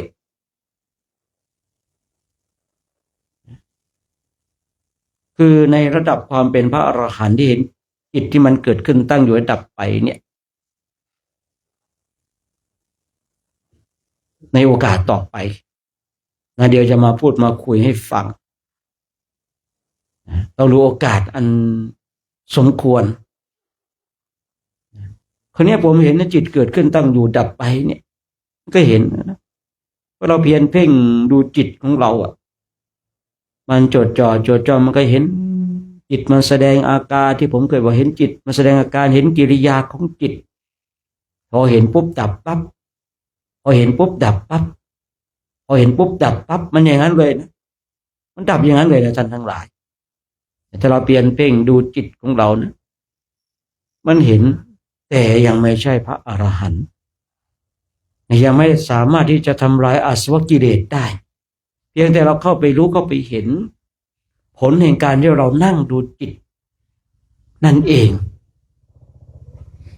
คราวนี้เมื่อเราเนี่ยฝึกฝนอบรมกันเนี่ยมันไม่ใช่ที่เราจะนั่งและภาวนาสงบทุกครั้งมันเป็นไปไม่ได้มันเป็นไปไม่ได้ในระดับปุถุชนแต่ถ้าระดับพระอรหันต์ตั้งแต่พระอนาคามีขึ้นไปอันนี้ฐานะเป็นไปได้นะแต่ถ้าเป็นพระโสดาบันพระสกิทาเนี่ยไม่เสมอไปแต่ตั้งแต่พระอนาคามีขึ้นไปเนี่ยอันเนี้ยสามารถพูดได้ว่านั่งสมาธิสามารถสงบได้ทุกครั้งแต่พระโสดาบันพระสกิทาเนี่ยไม่ทุกครั้งคือถ้าจะพูดใช้คำพูดว่าก็ยังไม่แตกต่างจากปุถุชนนะในความฟุ้งซ่านของพระโสดาบันพระสกิทานะแต่เขาจะมีสติได้เร็วนะรู้ว่าจิตฟุ้งซ่านปุ๊บเขาเข้าไปดับเร็วแต่ปุถุชนเนี่ยบางทีเนี่ยจิตฟุ้งซ่านแล้วเนี่ยมันดับไม่ได้นะกำลังของสติกำลังของสัมปชัญญะมันมีไม่เพียงพอกำลังของสมาธิมีไม่เพียงพอนะกำลังของญาณปัญญามีไม่เพียงพอนะแต่ของพระโสดาบันพระสกิทาเนี่ยเขามีของเขาอยู่นะมีของเขาอยู่เขาจึงเห็นเร็วฉะนั้นผลในการฝึกฝนอบรมเนี่ยมันต้องดูเนี่ยบริบทในแต่ละวันของเราด้วยที่ผมย้อนกลับมาว่าเมื่อเราเนี่ยรู้จักแล้วจับจุดได้แล้วเนี่ยหลังจากนั้นก็เพียรเพ่งหยุดแย่เพื่อนหยุดพูดคุยกับเพื่อนในเรื่องที่ไร้สาระจะคุยก็คุยเรื่องที่มีสาระเพราะคุยเรื่องไม่มีสาระจิตของเรามันจะไม่หลุดหรืออาจจะหลุดแต่หลุดแค่นิดเดียวเพราะเรื่องที่มีสาระเนี่ยมันเหมือนกันเป็นการประคับประคองจิตของเราคุยเรื่องมีสาระเนี่ยมันเหมือนจะฟุ้งซ่านแต่มันยังมีเครื่องที่ยังจิตของให้สงบอยู่แต่ถ้าเราคุยเรื่องไร้สาระนะจิตของผู้ฟังก็ดีจิตของผู้พูดก็ดีมันจะไหลผู้ที่มีสมาธิจิตทั้งผู้พูดและผู้ฟังมันจะหายคุยเรื่องไร้สาระนะท่านทั้งหลายทั้งผู้พูดและผู้ฟังเนี่ยถ้าจิตมีสมาธิก็จะหายแต่ถ้าเราคุยสิ่งที่มีสาระทั้งผู้พูดและผู้ฟังถ้าจิตมีสมาธิในสิ่งที่มีสาระที่เราพูดคุยกันเนี่ยมันจะมีกำลังในการประคับประคองยิ่งถ้าเราคุยในเรื่องของหลักธรรมแล้วเนี่ยสมาธิของเราเนี่ยมันจะตั้งมั่นถึงแม้จะเสื่อมก็เสื่อมแค่นิดเดียวเท่านั้นเองอ่ะมันไม่เหมือนกับพูดคุยสิ่งที่ไร้สาระทุกวันนี้ที่จิตของเรามันยากเหลือเกินที่จะเข้าสมาธิจิตเพราะอะไรเราพูดคุยสิ่งที่ไร้สาระมากเกินไปสังเกตดูตัวของเราได้เวลาที่เรานั่งพักกันเนี่ยเราหาสิ่งที่มีสาระหรือสิ่งที่ไร้สาระมากกว่ากันนี่เป็นเครื่องวัดแห่งความสงบนี่คือเครื่องวัดแห่งความวุ่นวายของจิตเราเองนะ มันสามารถชี้วัดเครื่องวัดได้เลยว่าเวลาที่เราพักเนี่ยจิตของเราหาสิ่งที่มีสาระหรือสิ่งที่ไร้สาระสิ่งที่มีสาระย่อมส่งผลให้จิตของเราสงบได้สิ่งที่ไร้สาระย่อมนำมาซึ่งความฟุ้งซ่านสับสนและวุ่นวายคือความฟุ้งซ่านก็ดีความสงบก็ดีไม่ต้องไปโทษคนอื่นเลยท่านทั้งหลายโทษตัวเราเนี่ยทำไมผมจึงยกว่าเวลาที่เราพักแล้วเนี่ยจิตของเราไปเอาสิ่งที่มีสาระหรือสิ่งที่ไร้สาระถ้าจิตของเราไปจับเอาสิ่งที่ไร้สาระนะแล้วเรามานั่งภาวนาเนี่ยมันก็ยากเหลือเกินที่จิตมันจะสงบไม่ต้องไปแปลกใจหรอกว่าทำไมบางคนบางท่านฝึกฝนอบรมแล้วยากเหลือเกินจิตจะเข้าสู่ความสงบการพูดคุยสิ่งที่มีสาระทั้งผู้พูดและผู้ฟังนะถ้าบุคคลนั้นสมาธิยังไม่เกิดสมาธิย่อมเกิดได้ถ้าบุคคลนั้นทั้งผู้พูดและผู้ฟังจิตมีสมาธิย่อมตั้งมั่นเพราะสิ่งที่มีสาระมันเหมือนกับเครื่องประคับประคองเครื่องช่วยเหลือตัวของเราเองแต่สิ่งที่ไร้สาระนั้นเนี่ยทั้งผู้พูดผู้ฟังมันเหมือนตัวจุดกระชากตัวทำลายคือนี่ขึ้นอยู่กับตัวของเราเองว่าเราเห็นประโยชน์ในการฝึกจิตมากน้อยขนาดไหนเราจะมุ่งให้จิตของเราเข้าสู่ความสงบหรือว่ามุ่งให้จิตของเราเข้าสู่ความวุ่นวายมันอยู่ที่การดำเนินชีวิตของเรานะผมจึงกล้าพูดนะเพราะผมเคยเป็นมาก่อนพูดคุยเรื่องไร้สาระแย่เพื่อนมันยังจิตของตนเองเนี่ยมันเสื่อมไปแต่ตอนปฏิบัติจิตมันก็นิ่งแนบแน่นดีเหลือเกินนะถึงว่ามันจะไม่แนบแน่นดีทุกครั้งแต่ว่าวันหนึ่งเนี่ยมันต้องแนบแน่นได้มันต้องเข้าสมาธิได้อะ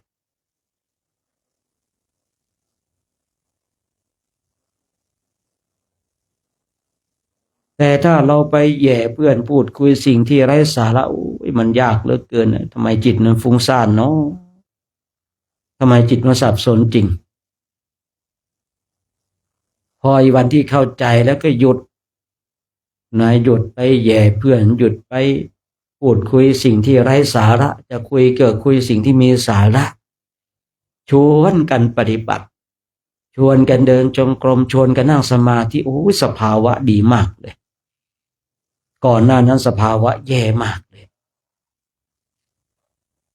ก่อนนั้นสภาวะแย่มากเลยแต่พอเราชวนพูดคุยในเรื่องของการปฏิบัติเรื่องของการเดินจงกรมเรื่องการนั่งสมาธิจิตมันดีมากเลยสภาวะธรรมก็ดีมากเลยนะผมจะเห็นคุณค่าแห่งการพูดคุยสิ่งที่มีสาระเห็นโทษแห่งการพูดคุยสิ่งที่ไร้สาระ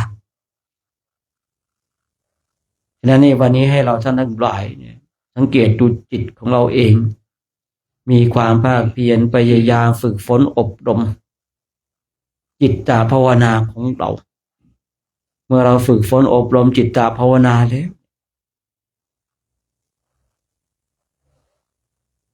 สิ่งดีๆทั้งหลายก็จะปรากฏขึ้นภายในจิตในใจของเราเดี๋ยวพระพุทธเองจะยุติการใช้เสียงสักแป๊บหนึ่งเพื่อเราท่านทั้งหลายได้นั่งบำเพ็ญเพียรภาวนากันฝึกฝนอบรมบ่มนิสัยจนกว่าจะได้เวลาในการแผ่เมตตาและทำวัดสวดมนต์ตอนนี้เราก็นั่งภาวนากันก่อนไม่ต้องไปสนใจเรื่องการทำวัดสวดมนต์นั่งภาวนากันก่อนนะ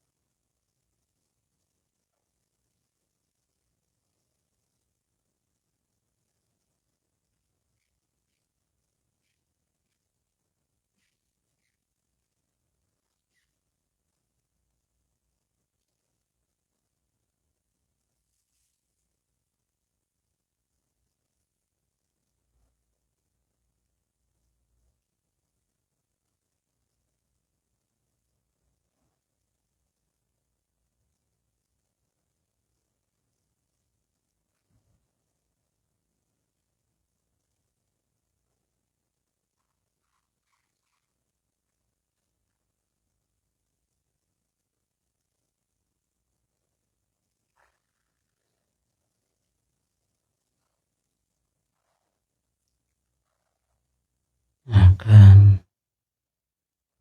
เจริญจิตตภาวนาในช่วงนี้ก็สมควรแก่เวลาในเราท่านทั้งหลายทำความสึกตัวพร้อมน้อมจิตน้อมใจจิตที่เป็นบุญเป็นกุศลเราจะได้ร่วมกันแผ่เมตตากับสรรพสัตว์ทั้งหลายที่เป็นเพื่อนทุกข์เกิดแก่เจ็บตายของเรา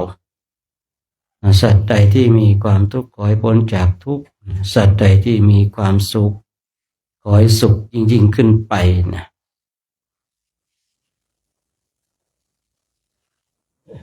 สัพเพสัตตาอาเวราโหนตุขอสรรพสัตว์ทั้งหลายทั้งปวงที่เป็นเพื่อนทุกข์เกิดแก่เจ็บตายด้วยกันทั้งหมดทั้งสิ้นจงเป็นสุขเถิดอย่าได้มีเวรต่อกันและกันเลยอาภยาปาชาโหนตุจงเป็นสุขเถิด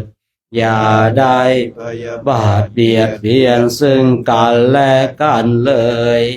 อานิคาโหนตุจงเป็นสุขเถิด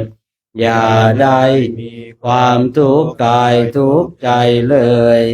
สุขีอัตตานังปริหะลันตุจงมีแต่ความสุขกายสุขใจรักษาตนให้รอดพ้นจากทุกโทษเวรภัยอันตรายทั้งปวงจงทุกทั่วหน้าเถิดกาตังปุญญาภาลังไมสัพเพภาคียภวันตุเตขอสรรพสัตว์ทั้งหลายทั้งปวงเหล่านั้นจงเป็นผู้มีส่วนได้เสวยผลบุญที่ข้าพเจ้าทั้งหลายได้บำเพ็ญแล้วนี้เถิ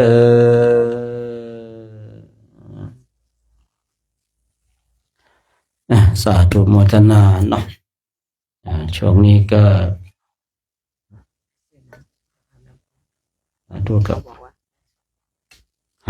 จะ2 รอบละดังนั้น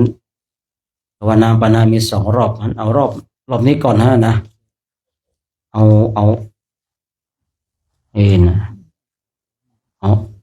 น้ำขิงมาก่อนนะเดี๋ยวน้ำขิงเดี๋ยวน้ำทู่ไว้ตอนเลิกเนาะดูน้ำปานามาถวายกันก่อนเนาะก่อนทำวัดสวดมนต์หน่อยเพิ่มธาตุไฟหน่อยเนาะน้ำขิงเนี่ยธาตุไฟนะน้ำเต้าหู้เนี่ยธาตุหลับนะ น้ำเต้าหู้เนี่ยธาตุหลับหลับเป็นไงน้ำเต้าหู้เนี่ยนะไม่ได้ฉันข้าวได้ฉันเต้าหู้นี่ก็พอใจบางทีได้ดื่มน้ำเต้าหู้นะมีประโยชน์กับสุขภาพนะครับนะถ้าเราคุยถึงเรื่องประโยชน์เนี่ยนะน้ำอัดลมเนี่ยได้ชื่นใจนะแต่ถ้าได้ประโยชน์เนี่ยน้ำเต้าหู้นะแต่เราก็ต้องดูการด้วยเนาะดูเวลาในช่วงนี้เนี่ยน้ำขิงน้ำเต้าหู้เนี่ยโอเคเลยนะกลับมาแล้วนะสาธุนะสาธุดูน้ำถวายกันก่อนก่อนทำวัดสวดมนต์นะในน้ำขิงเพิ่มธาตุไฟอากาศแบบนี้เพิ่มธาตุไฟดีนะครับยังไงก็กักตุนไว้นะโครงการแก้มลิงของเราต้องมีไว้ก่อนนะอย่าไปอินเดียเนี่ยมันหาไม่เจอแล้วครับผมได้แต่ดูรูปอย่างเดียวนะได้แต่ดูรูปนะอยากฉันไก่ทอดอยากฉันอะไรก็กดดูรูปเอานะเพราะว่าที่นู่นก็หาไม่ได้แล้วครับผมนะถึงหาได้ก็ไม่น่าฉันนะเพราะว่าผมปลาเนี่ยผมไม่เอาเลยนะอินเดียนะผมไม่เอาเด็ดขาดเลยปลาเพราะอะไรปลามันกินหมดกินคนนะกินศพอ่ะโอ้เขาเผาไม่ศพเขาเผาไม่เสร็จเนี่ยเขาก็ เอาลอยลงแม่น้ำปลามันก็กินเนาะพอปลากินคนก็จับปลามานะแล้วก็มาขายไม่เอาหรอกนะเราเห็นเนาะเห็นบ่อยๆอยู่แต่ใครอยากจะกินพวกเดียวกันก็ได้เนาะแต่ไปอินเดียนะครับผมงั้นโครงการแก้มลิงของเราเนี่ยนะโครงการแก้มลิงของเรานี่น่าจะต้องกักตุนไว้นะไขมันต้องกักตุนไว้เดี๋ยวไปละลายที่อินเดียนะทุกปีเนี่ยบางปีลด10 กิโลนะบางรูปนะบางรูป10 กิโลบางรูป5 กิโลนะแต่ผมเดินในท่าอะไรแล้วผมขึ้น5 กิโลนะข้าวก็ไม่ค่อยได้ฉันกับเขานะครับอะไรก็ไม่ค่อยได้ฉันนะสงสัยสูดลมหายใจเข้าหายใจออกก็อ้วนแล้วผมนะแต่ละปีนะข้าวก็ไม่ค่อยได้ฉันฉันก็ฉันกาแฟดื่มกาแฟนะมันนั่นหน่อยบางทีไปนิมนต์นะดูน้ำขิงนะจะลองศรัทธาญาติโยมไปนะลองศรัทธานะเยอะหรือเปล่าถ้าเยอะก็เต็มแก้วเลยนะสวดมนต์ไปแล้วก็ดื่มไปนะถ้ามีเยอะก็เต็มแก้วเลยเด้อจั่วเด้อนะแต่ใครยึกยักมาบอกนะบอกอาจารย์นะ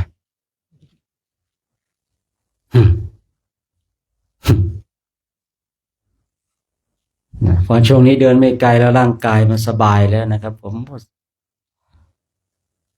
ดื่มน้ำปานะกันนะก่อนที่จะทำวัดสวดมนต์เนาะมาสวดมนต์แล้วก็นั่งไปจิบไปเนาะน้ำขิงเนี่ยมันแบบละลายเสมหะได้ดีนะยังร่างกายให้อบอุ่นด้วยนะมีประโยชน์ด้วยนะน้ำเต้าหู้ฉันก่อนที่เราดื่มตอนที่เราจะจำวัดนี่ก็ดีนะดีใจนะผู้มีบุญมาเกิดนะยุคผมบวชใหม่ๆเนี่ยเวลาหิวเอาน้ำนะครับน้ำละลายน้ำตาลนะครับผมขนาดนั้นน้ำตาลทรายเนี่ยยุคผมสมัยก่อนมันหาน้ำปะน้ำไม่เจอนะมีน้ำตาลทรายเนี่ยก็มาอัดน้ำตาลทรายใส่แก้วแล้วก็น้ำร้อนใส่กวนๆแค่นั้นแหละครับน้ำปะนะของพระรุ่นก่อนมีแค่นั้นหายากนะยุคของเราผู้มีบุญนะครับได้น้ำปานะกันก็โชคดีนะครับผมบ่งบอกเราได้สะสมซึ่งบุญและบารมีมาบุญได้เกื้อหนุนกันนะบุญได้เกื้อหนุนกันนะดูถวายกันนะ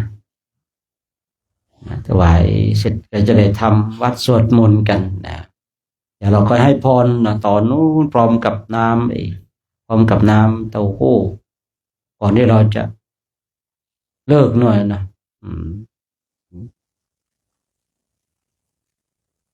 เราก็มีแล้วก็ดื่มไปกันทั้งหลายนะ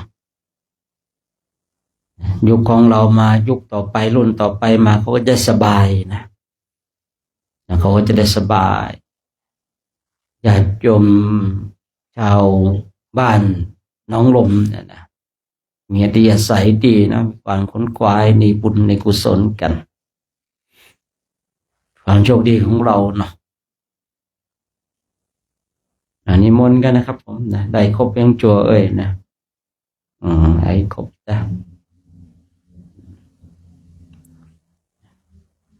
น้ำขิงเนาะขิงอ่อนหรือขิงแก่ก็ไม่รู้นะลองชิมสักหน่อยดิ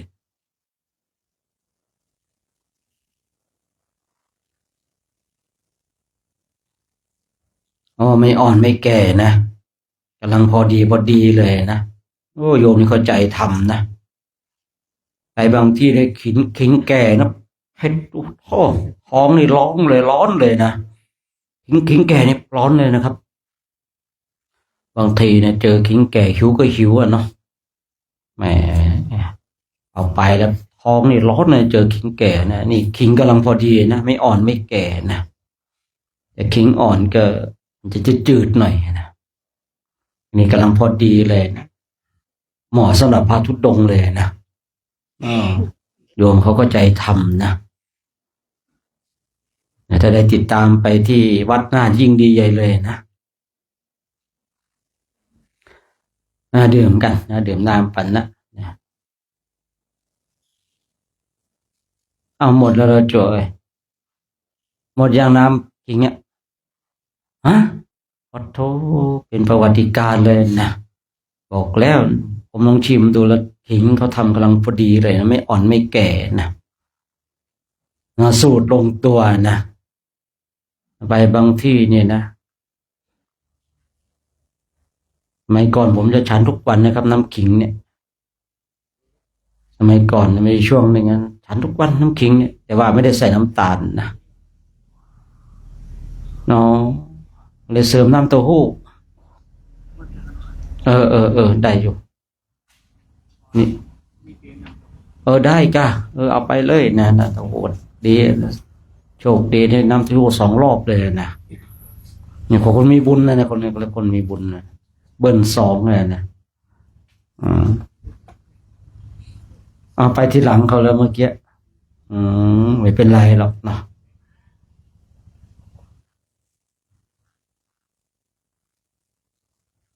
นำปัญหาเราก็ว่ากันไปนะยังไงก็เนาะยุคของเรานี่ดีนะก็อย่าให้รุ่นต่อไปแหมไม่ดีจุงเลยเนาะเราต้องรักษาศรัทธาในการรักษาศรัทธาอย่างดีเนาะพระมหาโมคคัลลานะเข้าสู่ตระกูลแล้วบอกนะไปแบบแมลงผึ้งไม่ไปแบบแมลงวันผึ้งนั้นนะไปตอมเกสรเอาแค่ของหวานแล้วก็กลับหลังแมลงวันเนี่ยมันกินด้วยมันทำลายด้วยนะมันขี้ใส่ด้วยต่างหากกันนะแมลงวันเนี่ยนะพระมหาโมคคัลลานะจำได้สุดนี้นะการเข้าสู่สกุลในเรื่องของพระมหาโมคคัลลาเนี่ยการเข้าสู่สกุล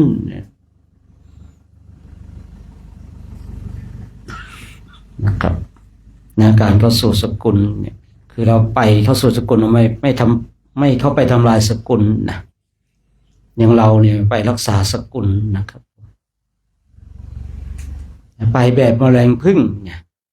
แล้วเราไม่ได้ไปแบบแมลงวันไปแบบแมลงผึ้งอย่างไรเนี่ยดูว่าผึ้งแล้วแต่น้ำหวานมีประโยชน์กับ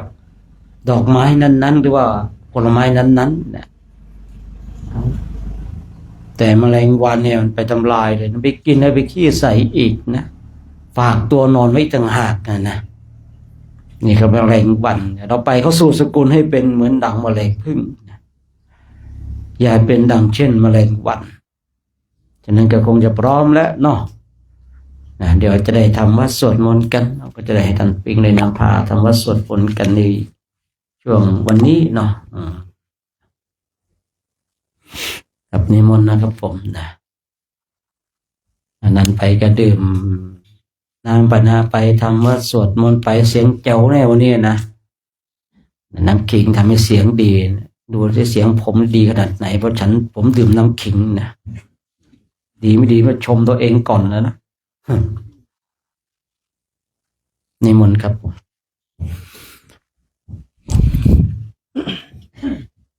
ขอโอกาสครูบาอาจารย์เป็นต้นเสียงในการสวดมนต์ทำวัดเย็นในวันนี้พร้อมกันแล้วกราบ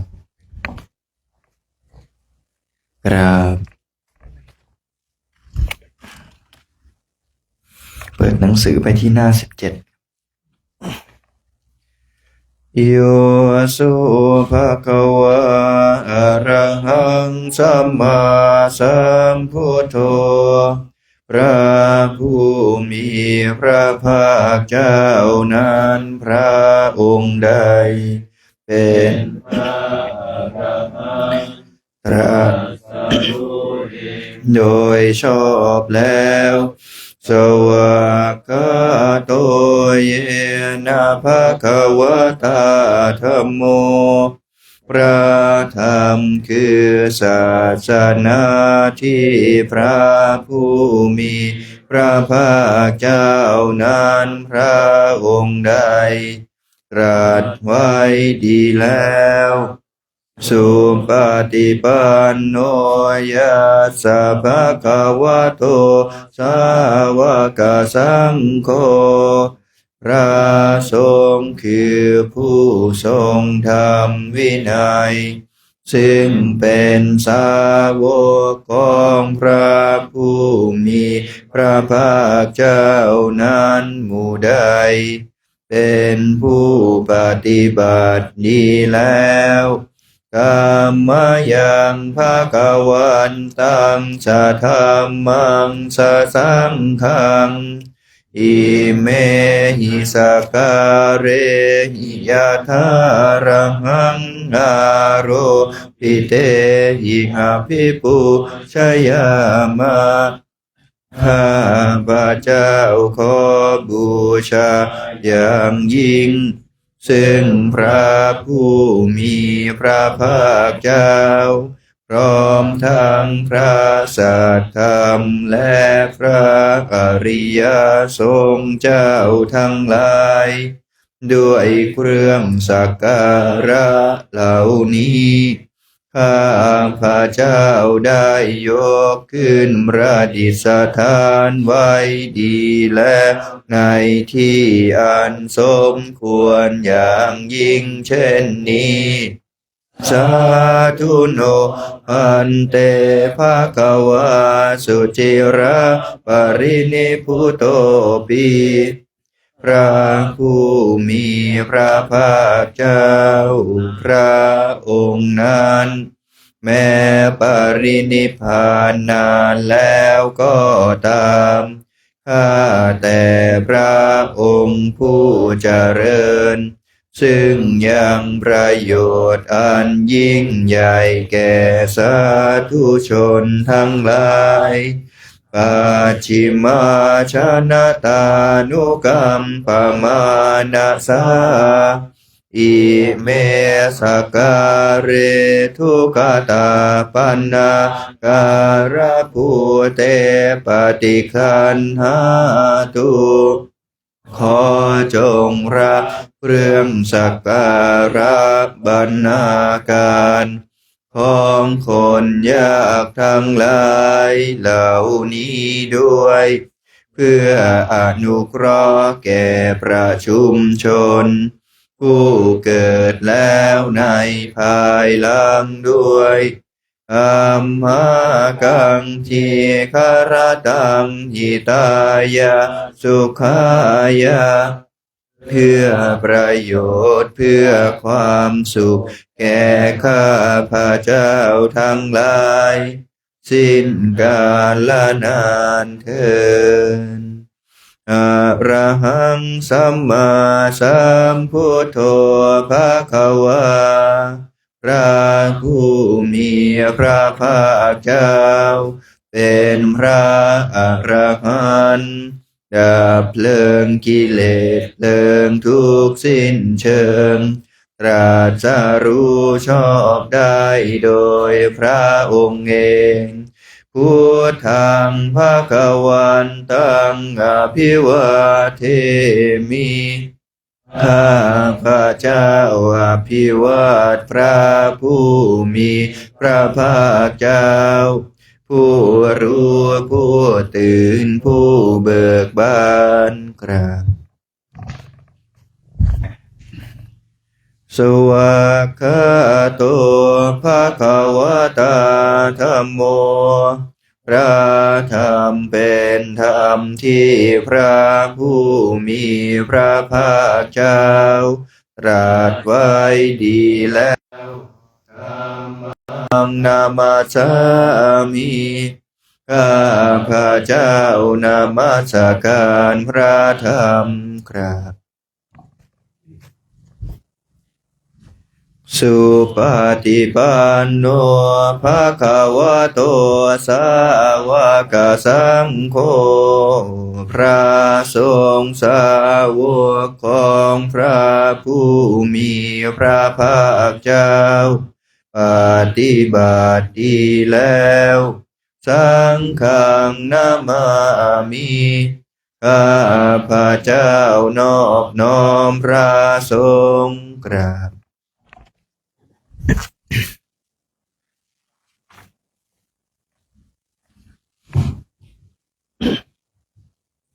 หันธรรมยังพุทธัสสะภะคะวะโตปุพพาคณมการังกโรมาเสนะโมตัสสะภะคะวะโตอะระหะโตสัมมาสัมพุทธัสสะนะโมตัสสะภะคะวะโตอะระหะโตสัมมาสัมพุทธัสสะนะโมตัสสะภะคะวะโตอะระหะโตสัมมาสัมพุทธัสสะขอนอบน้อมแด่พระผู้มีพระภาคเจ้าพระองค์นั้นซึ่งเป็นผู้ไกลจากกิเลสตรัสรู้ชอบได้โดยพระองค์เองอันธรรมยังพุทธานุสตินายังกโรมาเสตังโคปานาภะคะวันตังเอวังกัลยาโนกิตติสัตโตอะภุคโตก็กิตติศักดิ์อันงามของพระผู้มีพระภาคเจ้านั้นได้ฟุ้งไปแล้วอย่างนี้ว่าอิติปิโสภะคะวาเพราะเหตุอย่างนี้อย่างนี้พระผู้มีพระภาคเจ้านั้นอะระหังเป็นผู้ไกลจากกิเลสสัมมาสัมพุทโธเป็นผู้ตรัสรู้ชอบได้โดยพระองค์เองวิชาจารณะสัมปันโนเป็นผู้ถึงพร้อมด้วยวิชาและจารณะสุขโตเป็นผู้ไปแล้วด้วยดีโลกวิทูเป็นผู้รู้โลกอย่างแจ่มแจ้งอนุตตโรปุริสธรรมสารถีเป็นผู้สามารถฝึกบุรุษที่สมควรฝึกได้อย่างไม่มีใครยิ่งกว่าสัทธาเทวมนุษย์สานังเป็นครูผู้สอนของเทวดาและมนุษย์ทั้งหลายพุทโธเป็นผู้รู้ผู้ตื่นผู้เบิกบานด้วยธรรมภควติเป็นผู้มีความจำเริญจำแนกธรรมสั่งสอนสัตว์ดังนี้อันธรรมยังพุทธาภิคิติงกโรมาเสพุทธวาระหันตวรตาทิคุณาภิยุโตพระพุทธเจ้าประกอบด้วยคุณมีความประเสริฐแห่งอรหันตคุณเป็นต้นสุทธาทิยานาการุณาหิสมาคตโตมีพระองค์อันประกอบด้วยพระญาณและพระกรุณาอันบริสุทธิ์โอเทสิโยสุชานาตังกามลังวสุโรพระองค์ได้ท ทรงกระทำชนที่ดีให้เบิกบานดุจอาทิตย์ทำบัวให้บาน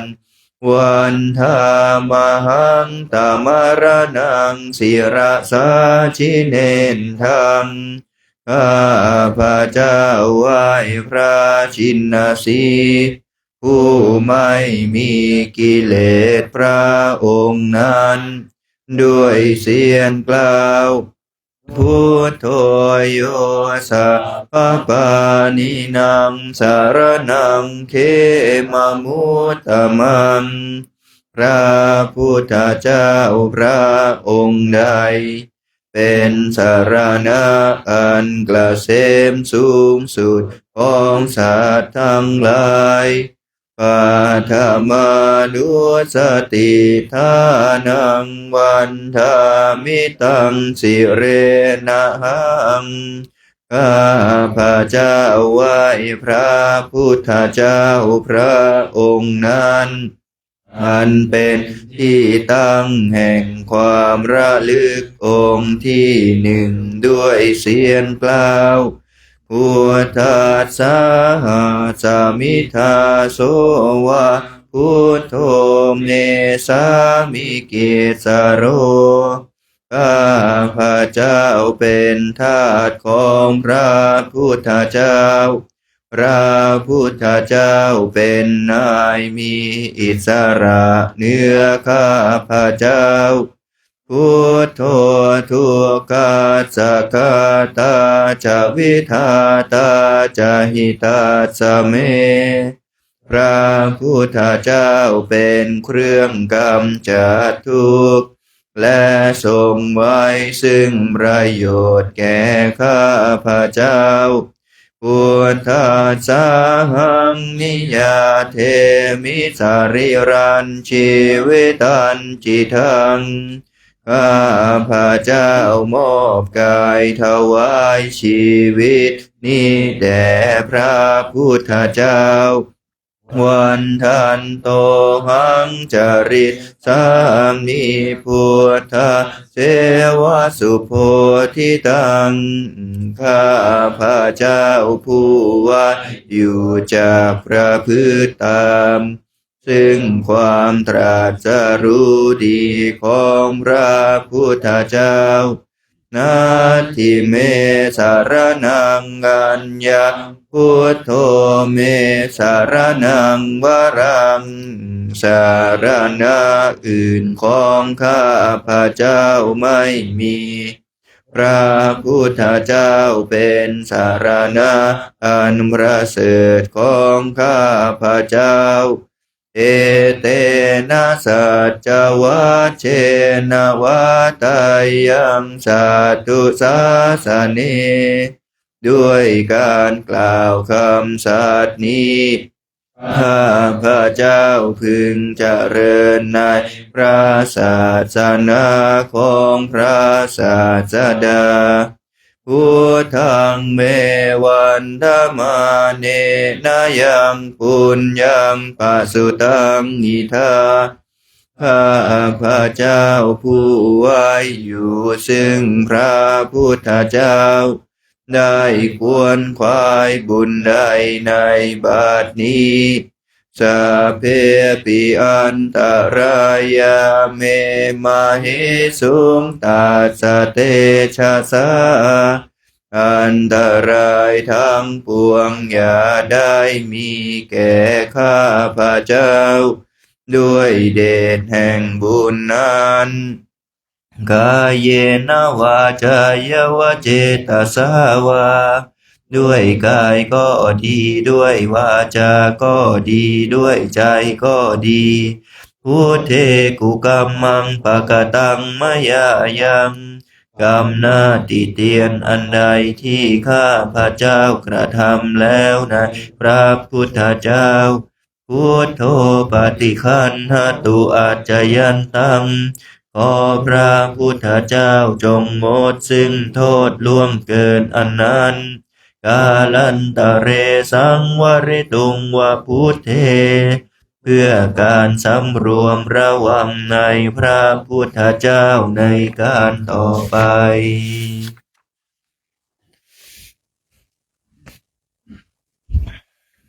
หันธรรมยังธรรมานุสตินายังกโรมะเส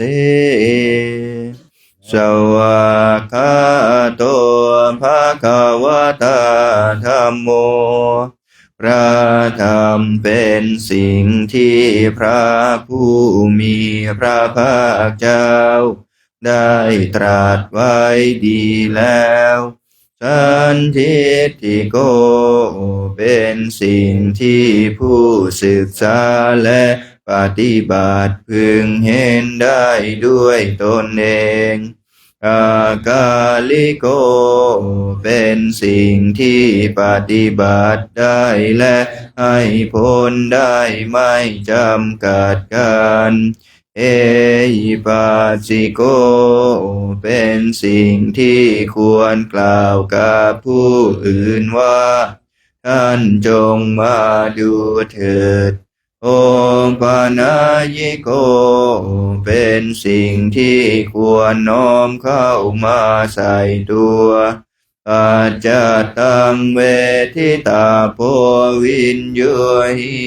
ติเป็นสิ่งที่ผู้รู้ก็รู้ได้เฉพาะตน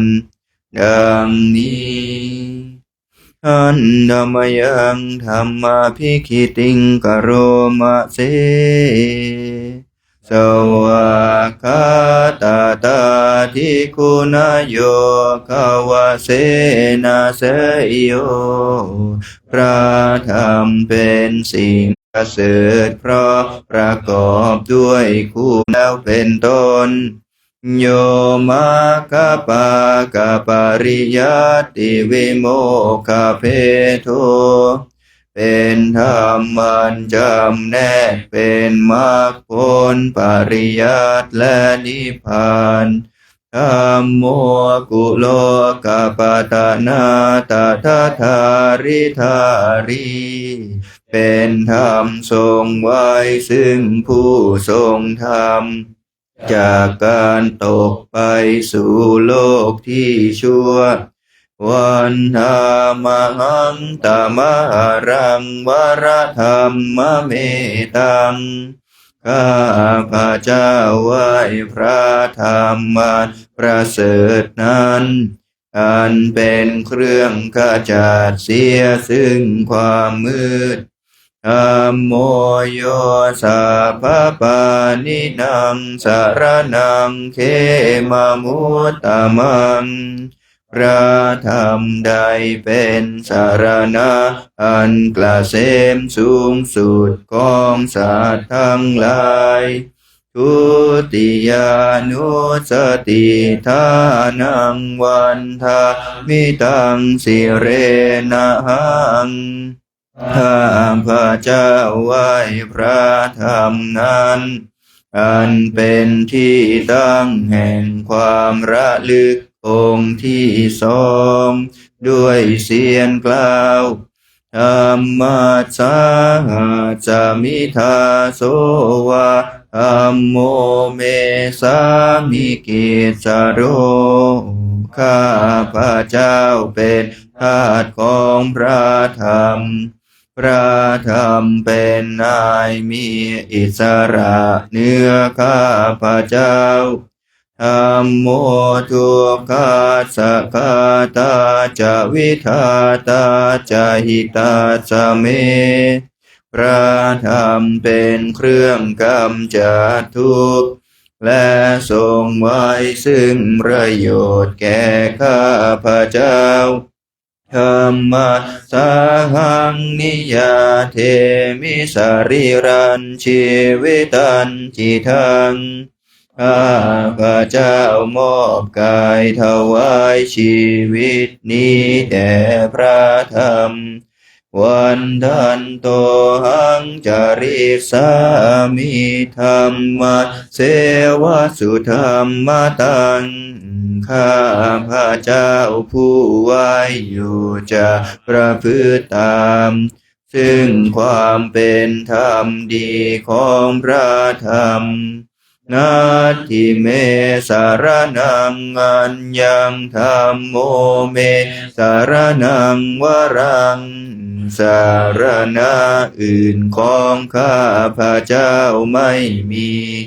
พระธรรมเป็นสารณะอันประเสริฐของข้าพระเจ้า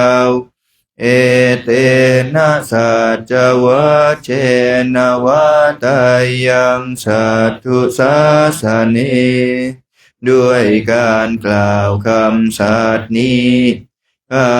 พระเจ้าพึงเจริญในพระศาสนาของพระศาสดาธัมมังเมวันธัมมาเนนะยังปุญญังปัสสุตังอิทาข้าพระเจ้าผู้ไว้อยู่ซึ่งพระธรรมได้ควรควายบุญใดในบัดนี้สัพเพปิอันตรายาเมมาเหสุงตัสสะเตชะสาอันตรายทั้งปวงอย่าได้มีแก่ข้าพระเจ้าด้วยเดชแห่งบุญนั้นกายเยนวาจายวเจตสาวาด้วยกายก็ดีด้วยวาจาก็ดีด้วยใจก็ดีธัมเมกุกัมมังปะกตังมยายังกรรมหน้าติเตียนอันใดที่ข้าพระเจ้ากระทำแล้วในพระธรรมธัมโมปฏิคันหตุอัจจยันตังขอพระธรรมจงงดซึ่งโทษล่วงเกินอันนั้นกาลันตะเรสังวริตุงวะธัมเมเพื่อการสำรวมระวังในพระธรรมในการต่อไปอันธรรมยังสังขานุสตินายังกโรมาเสสุปฏิปันโนภะคะวะโตสาวกสังโฆทรงสาวกของพระผู้มีพระภาคเจ้าหมู่ใดปฏิบัติดีแล้วอุชุปฏิปันโนภะคะวะโตสาวกสังโฆทรงสาวกของพระผู้มีพระภาคเจ้าหมู่ใดปฏิบัติตรงแล้วยายาปฏิปันโนภะคะวะโตสาวกสังโฆทรงสาวกของพระผู้มีพระภาคเจ้าหมู่ใดปฏิบัติเพื่อรู้ธรรมเป็นเครื่องออกจากทุกข์แล้วสามีจิปฏิปันโนภะคะวะโตสาวกสังโฆทรงสาวกของพระผู้มีพระภาคเจ้าหมู่ใดปฏิบัติสมควรแล้วญาติทังได้แก่บุคคลเหล่านี้คือจาตาริปุริสายุคานิอัตถปุริสปุคลาคู่แห่งบุรุษสี่คู่นับเรียงตัวบุรุษได้8บุรุษเอสาภะคะวะโตสาวกสังโฆนั่นแหละทรงสาวกของพระผู้มีพระภาคเจ้าอาหุนายโยเป็นสมควรแก่สักการะที่เขานำมาบูชาบาหุนายโยเป็นสมควรแก่สักการะที่เขาจัดไว้ต้อนรับ ทักขินายโยเป็นผู้ควรรับทักษิณาทานอัญชลีกรณิโยเป็นผู้ที่บุคคลทั่วไปควรทำอัญชลีอ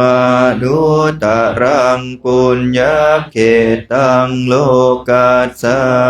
ติเป็นเนื้อนาบุญของโลกไม่มีนาบุญอื่นยิ่งกว่าดังนี้หันธรรมยังสังฆาภิคิติงกโรมะเสสัทธามาโชสุปฏิปัตติคุณาทิยุตโตพระสงฆ์ที่เกิดโดยพระสัทธรรมประกอบด้วยคุณมีความปฏิบัติดีเป็นต้นโยธาภิโทอริยปุคลสังฆเสโท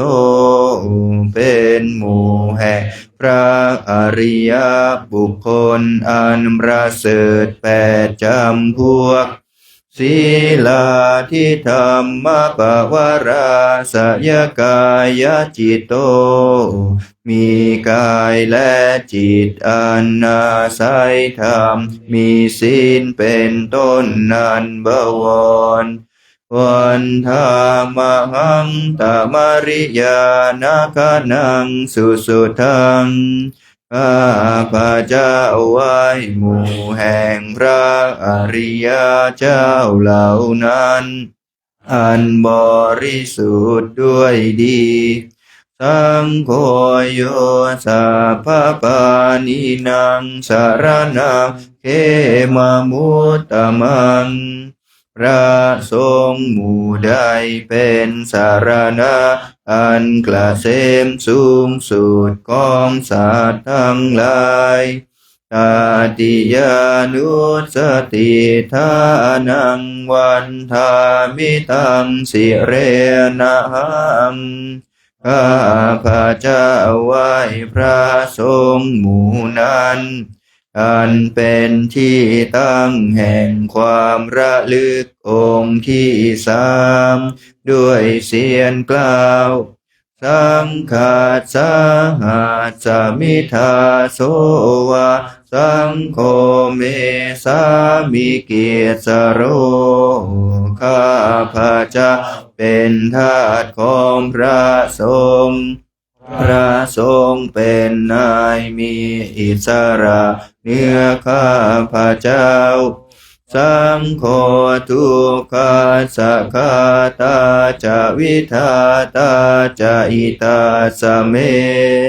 พระสงฆ์เป็นเครื่องกำจัดทุกข์และทรงไว้ซึ่งประโยชน์แก่ข้าพระเจ้าสังฆาสาหังนิยาเทมิสาริรันชีวิตันจิทังข้า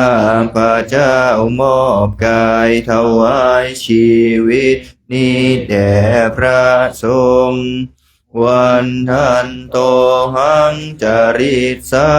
มิสังฆาโสปฏิปันนตังข้าพระเจ้าผู้ไหวอยู่จากประพฤติตามซึ่งความปฏิบัติดีของพระสงฆ์นาทิเมสารนังอัญญังสังโฆเมสารนังวรังสารณะอื่นของข้าพระเจ้าไม่มีพระสงฆ์เป็นสารณะอันประเสริฐของข้าพระเจ้าเอเตนะสัจวัชเชนะวัตายังสัตตุสาสเนด้วยการกล่าวคำสัตย์นี้ข้าพระเจ้าพึงเจริญในพระศาสนาของพระศาสดา สังฆังเมวันธมาเนนะยังปุญญังปัสสุตังอิทาข้า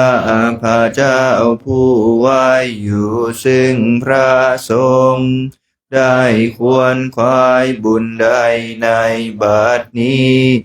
สัพเพปิอันตรายาเมมาเห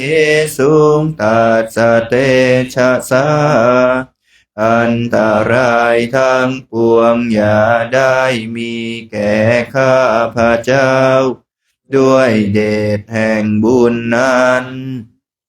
กายเยนวาจายวเจตสาวาด้วยกายก็ดีด้วยวาจาก็ดีด้วยใจก็ดีสังเคขุกัมมังปะกตังมยายังกรรมหน้าติเตียนอันใดที่ข้าพระเจ้ากระทำแล้วในพระสงฆ์สังโฆปฏิคันหตุอัจจยันตังขอพระสงฆ์จงงดซึ่งโทษล่วงเกินอันนั้นกาลันตะเรสังวริตุงวะสังเคเพื่อการสำรวมระวังในพระสงฆ์ในการต่อไป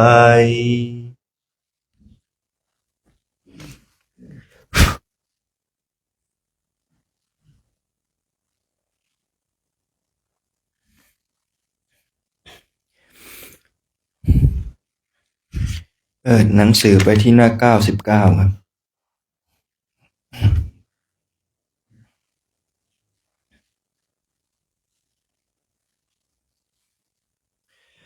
อันธรรมยังธรรมจักรปวัตนสุตตปาทังพนามะเส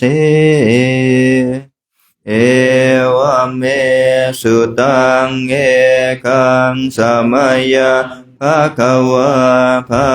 ราณสียังวิหารติอิสิปตาเนมิคาทายเยตตระโคภะคะวะปัญจวัคคีย์เยภิกขุอามันเตสีข้าพระเจ้าคือพระอานนท์ได้สดับมาอย่างนี้สมัยหนึ่งพระผู้มีพระภาคเจ้าผู้ทรงไว้ซึ่งพระมหากรุณาธิคุณเสด็จประทับอยู่ที่ป่าอิสิปตนามฤคทายวันใกล้เมืองพาราณสีในเวลานั้นพระองค์ได้ตรัสเตือนพระภิกษุปัญจวัคคีย์ว่าเวเมภิกขเวอันตาดูก่อนภิกษุทั้งหลายที่สุดแห่งการกระทำสองอย่างเหล่านี้มีอยู่ปาปาชิเตนะนะเสวิตาภาเป็นสิ่งที่บรรพชิตไม่ควรข้องแวะเลยโยจายังกาเมสุกามสุขันลิกานุโยโคนี่คือการประกอบตนพัวพันอยู่ด้วยความใคร่ในกามทั้งหลายอิโนเป็นของต่ำทรามธัมโมเป็นของชาวบ้านโพธุชนิโกเป็นของชั้นปุถุชนอานาริโยไม่ใช่ข้อปฏิบัติของพระอริยเจ้าอานันทสันนิโตไม่ประกอบด้วยประโยชน์นี้อย่างหนึ่งโยจายังอัตตกิลมัฏฐานุโยโคอีกอย่างหนึ่งคือการประกอบการทรมานตนให้ลำบากทุกโขเป็นสิ่งนำมาซึ่งทุกข์ นาริโยไม่ใช่ข้อปฏิบัติของพระอริยเจ้าอนัตตสันนิโตไม่ประกอบด้วยประโยชน์เลยเอเตเตภิกขเวอุโภอันเตอนุปคัมมะมัชฌิมาปฏิปทาดูก่อนภิกษุทั้งหลายข้อปฏิบัติเป็นทางสายกลางไม่เข้าไปหาส่วนสุดแห่งการกระทำสองอย่างนั้นมีอยู่ตถาคเตนะอภิสัมพุทธาเป็นข้อปฏิบัติที่ตถาคตได้ตรัสรู้พร้อมเฉพาะแล้วจากกุกรณีเป็นเครื่องกระทำให้เกิดจากสุญาณการณีเป็นเครื่องกระทำให้เกิดญาณอุปสัมมายาเพื่อความสงบอภิญญายาเพื่อความรู้ยิ่งสัมโพธายาเพื่อความรู้พร้อมนิพพานายะสังวัตติเป็นไปพร้อมเพื่อนิพพานกาตมาจะสาภิกขเวมัชฌิมาปฏิปทาดูก่อนภิกษุทั้งหลายข้อปฏิบัติเป็นทางสายกลางนั้นเป็นอย่างไรเล่าอายะเมวะอริโยอาทังกิโกมะโคเป็นปฏิบัติเป็นทางสายกลางคือข้อปฏิบัติเป็นหนทางอันประเสริฐประกอบด้วยองค์8ประการนี้เองสายาทิทังได้แก่สิ่งเหล่านี้คือสัมมาทิฏฐิความเห็นชอบสัมมาสังกัปโปความดำริชอบสัมมาวาจาการพูดจาชอบสัมมากัมมันโตการทำการงานชอบสัมมาอาชีโวความเลี้ยงชีพชอบสัมมาวายาโมความภาคเพียรชอบสัมมาสติความระลึกชอบสัมมาสมาธิความตั้งใจมั่นชอบอายังโคสาภิกขเวมัชฌิมาปฏิปทาดูก่อนภิกษุทั้งหลายนี่แลข้อปฏิบัติเป็นทางสายกลางตถาคเตนะอภิสัมพุทธาเป็นข้อปฏิบัติที่ตถาคตได้ตรัสรู้พร้อมเฉพาะแล้วจากกุกรณีเป็นเครื่องกระทำให้เกิดจากสุญาณการณีเป็นเครื่องกระทำให้เกิดญาณอุปสัมมายาเพื่อความสงบอภิญญายาเพื่อความรู้ยิ่งสัมโพธายาเพื่อความรู้พร้อมนิพพานายะสังวัตติเป็นไปพร้อมเพื่อนิพพาน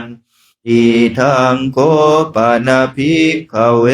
ทุกขังอริยสัจจัง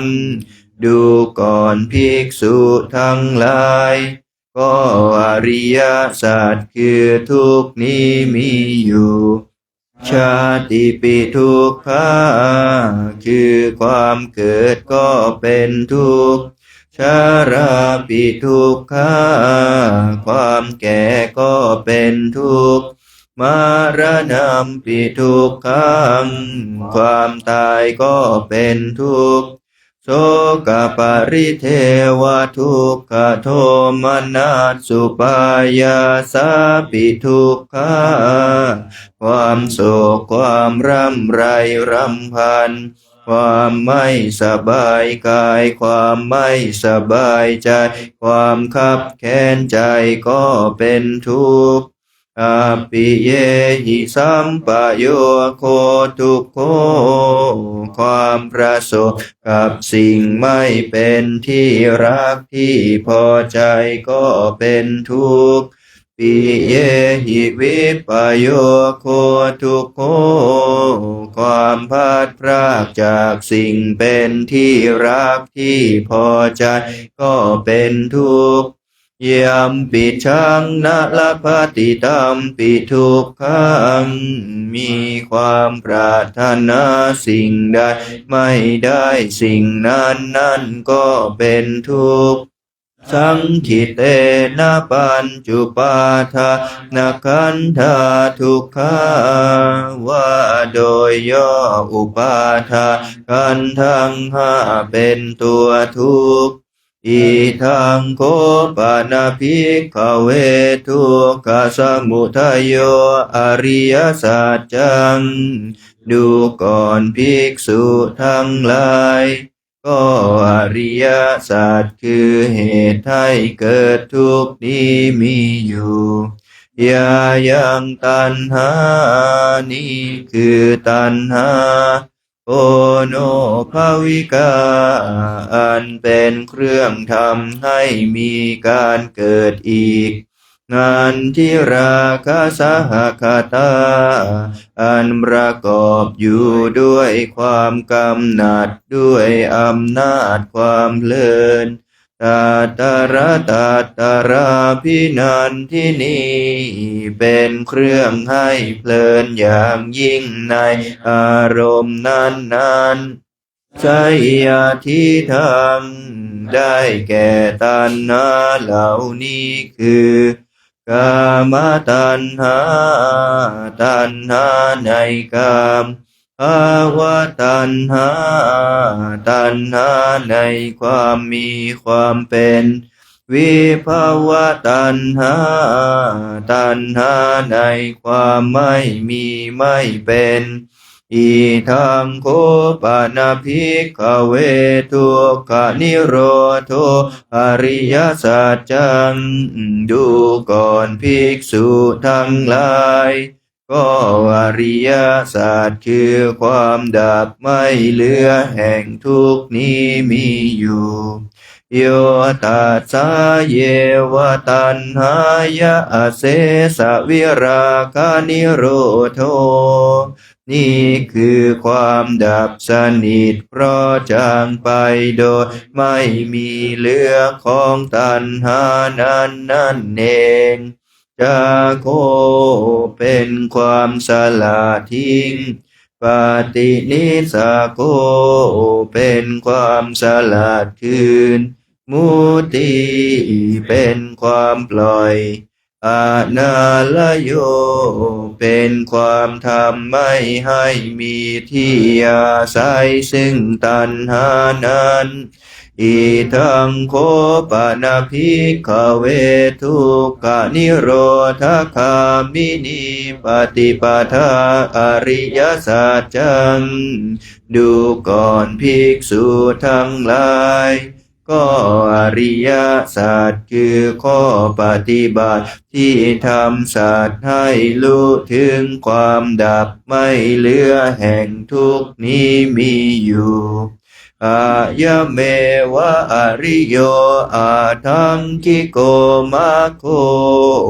นี่คือข้อปฏิบัติเป็นหนทางอันประเสริฐประกอบด้วยองค์8ประการนี้เองไสยทิฏฐังได้แก่สิ่งเหล่านี้คือสัมมาทิฏฐิความเห็นชอบสัมมาสังกัปโปความดำริชอบสัมมาวาจาการพูดจาชอบ สัมมากัมมันโตการทำการงานชอบสัมมาอาชีโวความเลี้ยงชีพชอบสัมมาวายาโมความภาคเพียรชอบสัมมาสติความระลึกชอบสัมมาสมาธิความตั้งใจมั่นชอบอีทังทุกขังอริยสัจจันติเมภิกขเวปุเพอนันุตสุเตสุธรรมเมสุจักขุงอุทธปาทิญาณอุทธปาทิปัญญาอุทธปาทิวิชชาอุทธปาทิอาโลโกอุทธปาทิดูก่อนภิกษุทั้งหลายจักสุเกิดขึ้นแล้วแก่เราญาณเกิดขึ้นแล้วแก่เราปัญญาเกิดขึ้นแล้วแก่เรา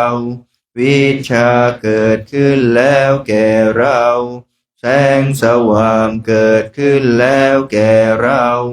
ในธรรมที่เราไม่เคยฟังมาแต่ก่อนว่าอริยสัจคือทุกข์เป็นอย่างนี้อย่างนี้ดังนี้ตังโคปานิทังทุกขังอริยสัจจังปริญญายันติว่าก็อริยสัจคือทุกข์นั่นแลเป็นสิ่งที่ควรกำหนดรู้ดังนี้ตังโค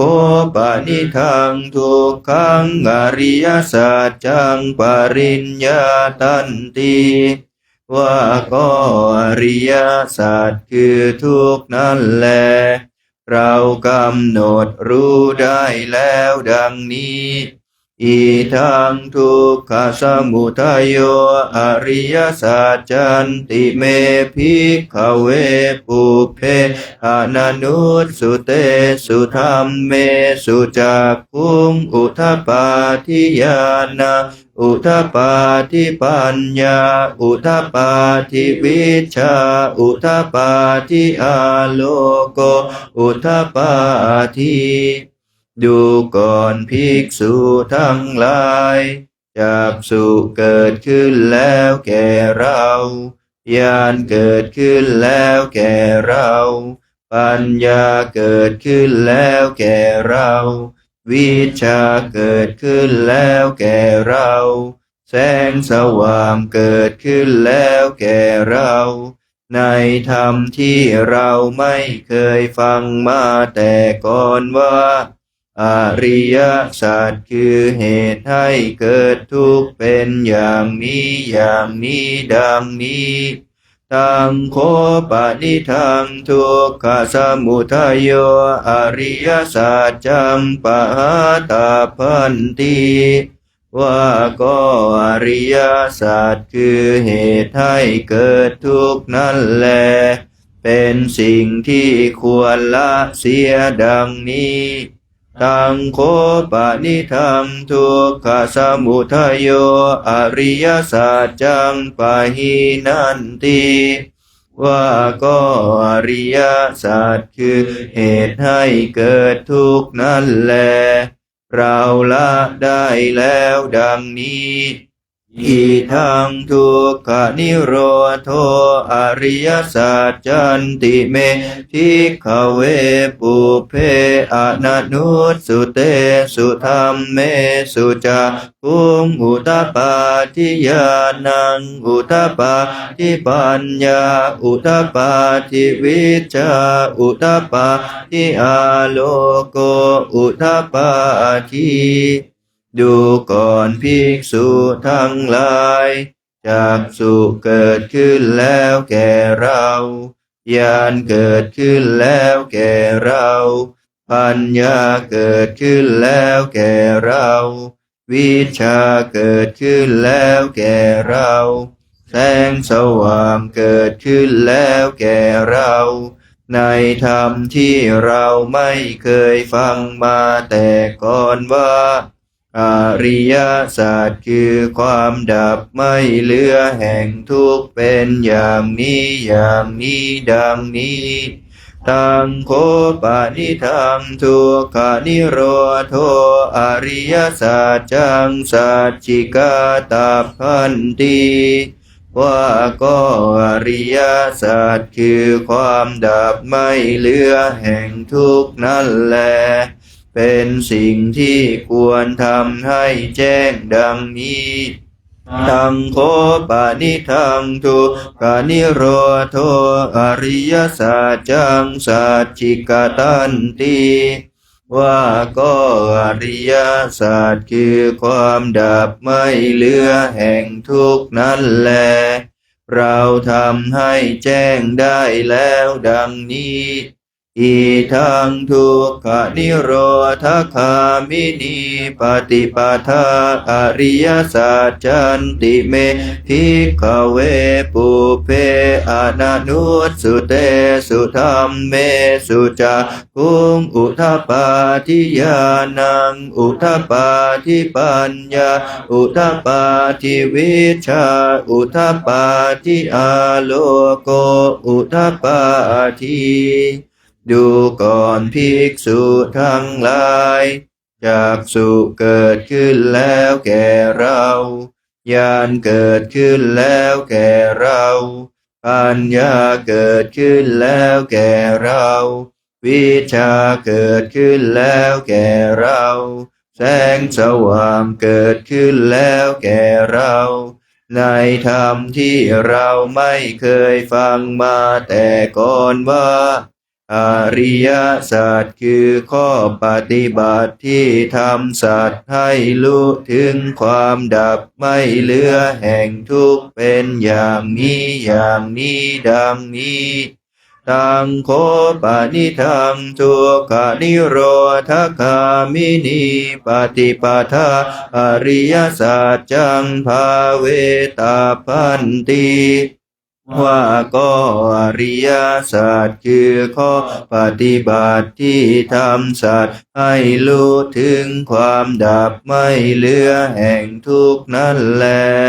เป็นสิ่งที่ควรทำให้เกิดมีดังนี้ตังโค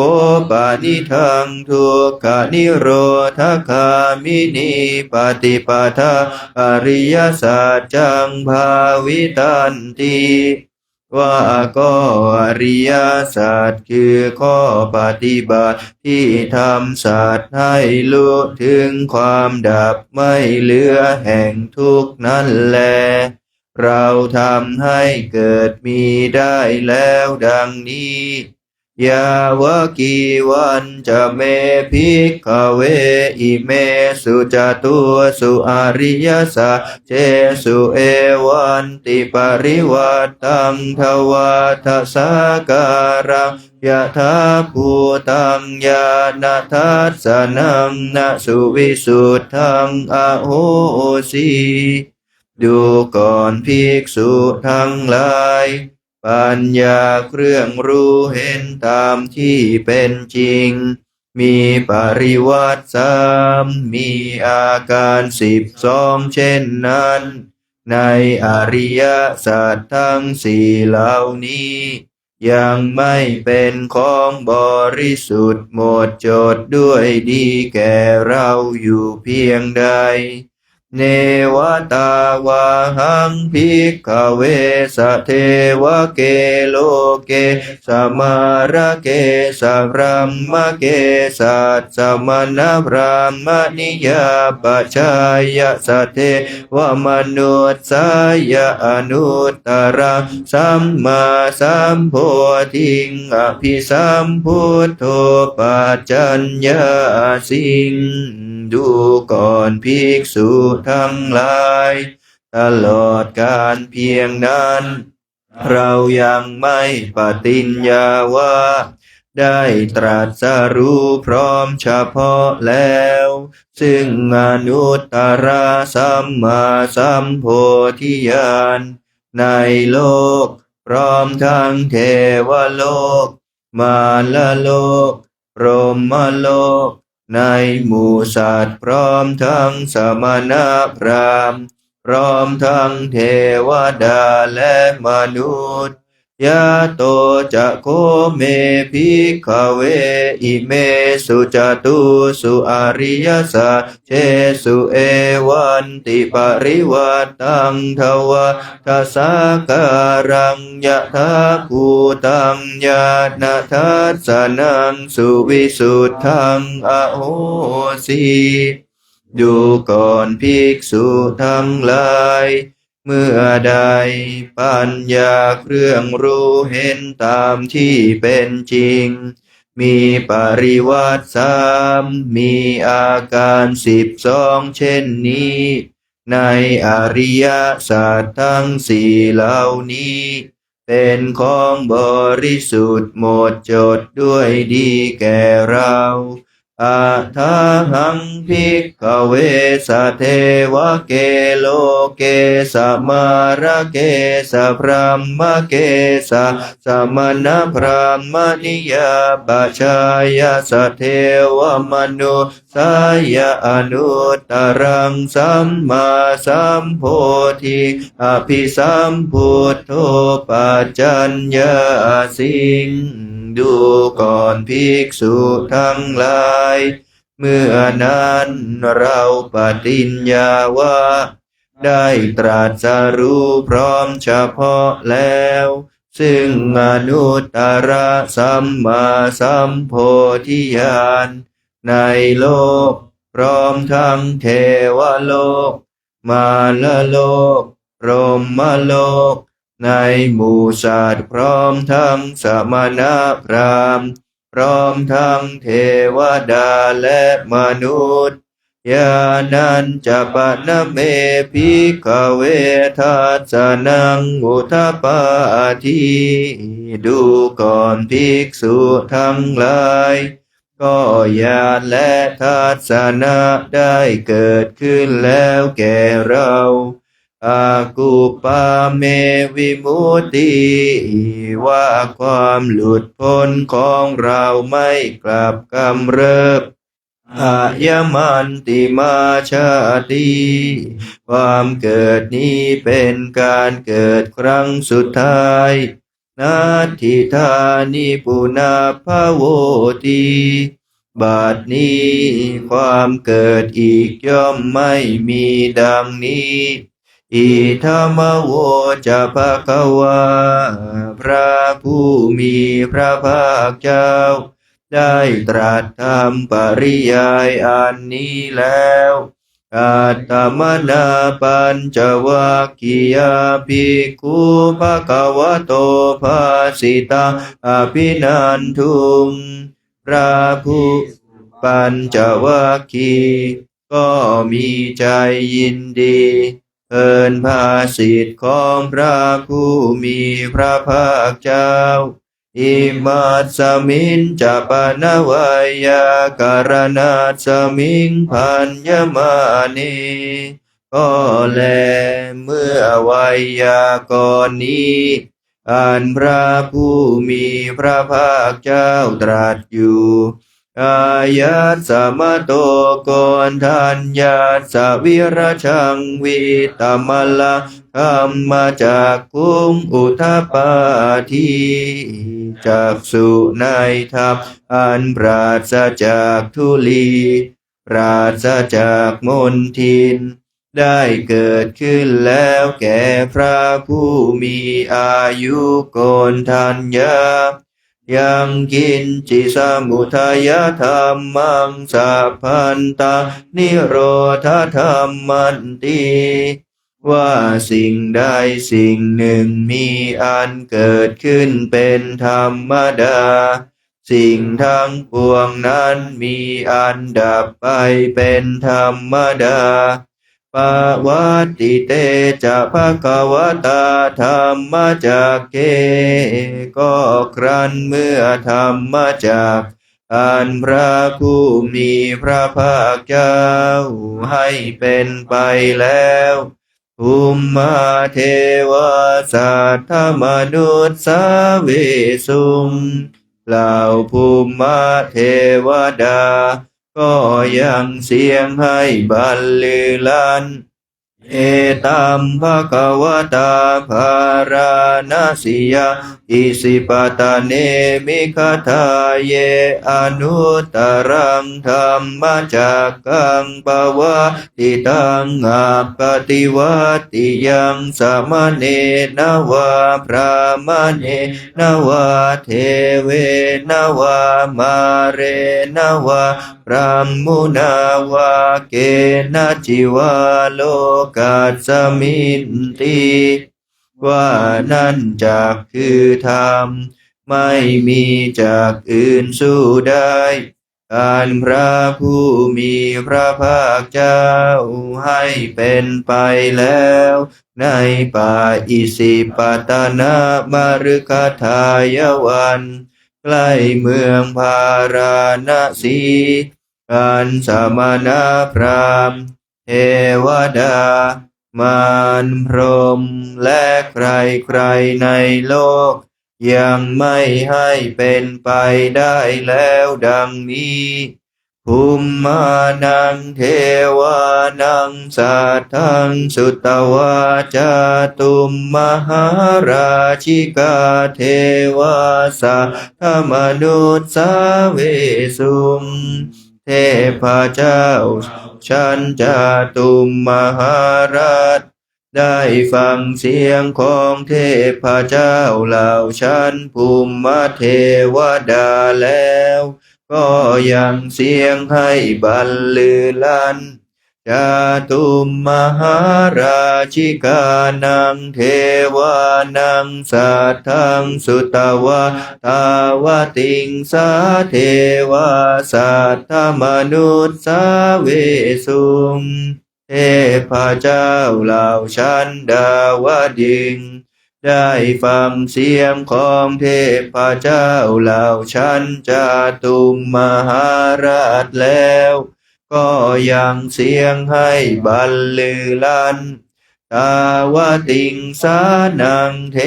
วานังสัทธังสุตวายามาเทวาสัทธมนุษย์สาเวสุงเทพเจ้าเหล่าชั้นยามาได้ฟังเสียงของเทพเจ้าเหล่าชั้นดาวดึงส์แล้วก็ยังเสียงให้บรรลือลั่นยามานังเทวานังสัทธังสุตวาตุสิตาเทวาสัทธมนุษย์สาเวสุงพระเจ้าเหล่าชั้นดุสิตได้ฟังเสียงของเทพเจ้าเหล่าชั้นยามาแล้วก็ยังเสียงให้บรรลือลั่นตุสิตานังเทวานังสัทธังสุตวะนิมมานรดีเทวาสัทธมนุษย์สาเวสุงเทพเจ้าเหล่าชั้นนิมมานรดีได้ฟังเสียงของเทพเจ้าเหล่าชั้นดุสิตแล้วก็ยังเสียงให้บรรลือลั่นนิมมานรตีนังเทวานังสัทธังสุตวะปรนิมมิตวสวัตติเทวาสัทธมนุษย์สาเวสุงเทพเจ้าเหล่าชั้นปรนิมมิตวสวัตติได้ฟังเสียงของเทพเจ้าเหล่าชั้นนิมมานรดีแล้วก็ยังเสียงให้บรรลือลั่นปารณิมมิตวสวัตตินังเทวานะสัทธังสุตวะพระมกายิกาเทวาสัทธมนุษย์สาเวสุงเทพเจ้าเหล่าที่เกิดในพรหมได้ฟังเสียงของเทพเจ้าเหล่าชั้นปรนิมมิตวสวัสดีแล้วก็ยังเสียงให้บรรลือลั่นเอตัมภะคะวะตาภาราณสิยาอิสิปตะเนมิคทาเย อนุตตรังธรรมจักกังปวัตติตังอปฏิวัติยังสมณเณรวาพรหมเณรวาเทเวนวามาเรนวาพรหมุนาวาเกณจิวาโลกัสสมินติว่านั้นจักคือธรรมมีจากอื่นสู้ได้อันพระผู้มีพระภาคเจ้าให้เป็นไปแล้วในป่าอิสิปตนามฤคทายวันใกล้เมืองพาราณสี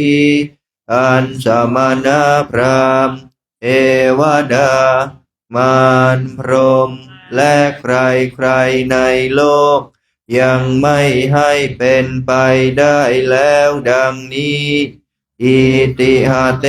นะคะเนนะเตนะมุหุเตนะยาวะพรหมโลกาสัทโธอาภุคัจฉิโดยขณะหนึ่งครู่หนึ่งนั้นเสียงขึ้นไปถึงพรหมโลกด้วยประการฉะนี้อายัญจะทัสสะสหัสสีโลกธาตุสังกัมปิสัมปะกัมปิสัมปะเวทีทั้งหมื่นโลกธาตุนี้ได้หวั่นไหวสะเทือนสะท้านลั่นไปอัปปมาโนจะโอลาโรโอภาโสโลเกปาตุระโหสีทั้งแสงสว่างอันยิ่งไม่มีประมาณได้ปรากฏแล้วในโลกอาติกัมเมวะเทวานังเทวานุภาวังล่วงเทวานุภาพของเทพยดาทั้งหลายเสียหมดอาทาโคภะคะวะอุทานังอุทาเนสิอัญญาสิวัตโพโกนทัญโย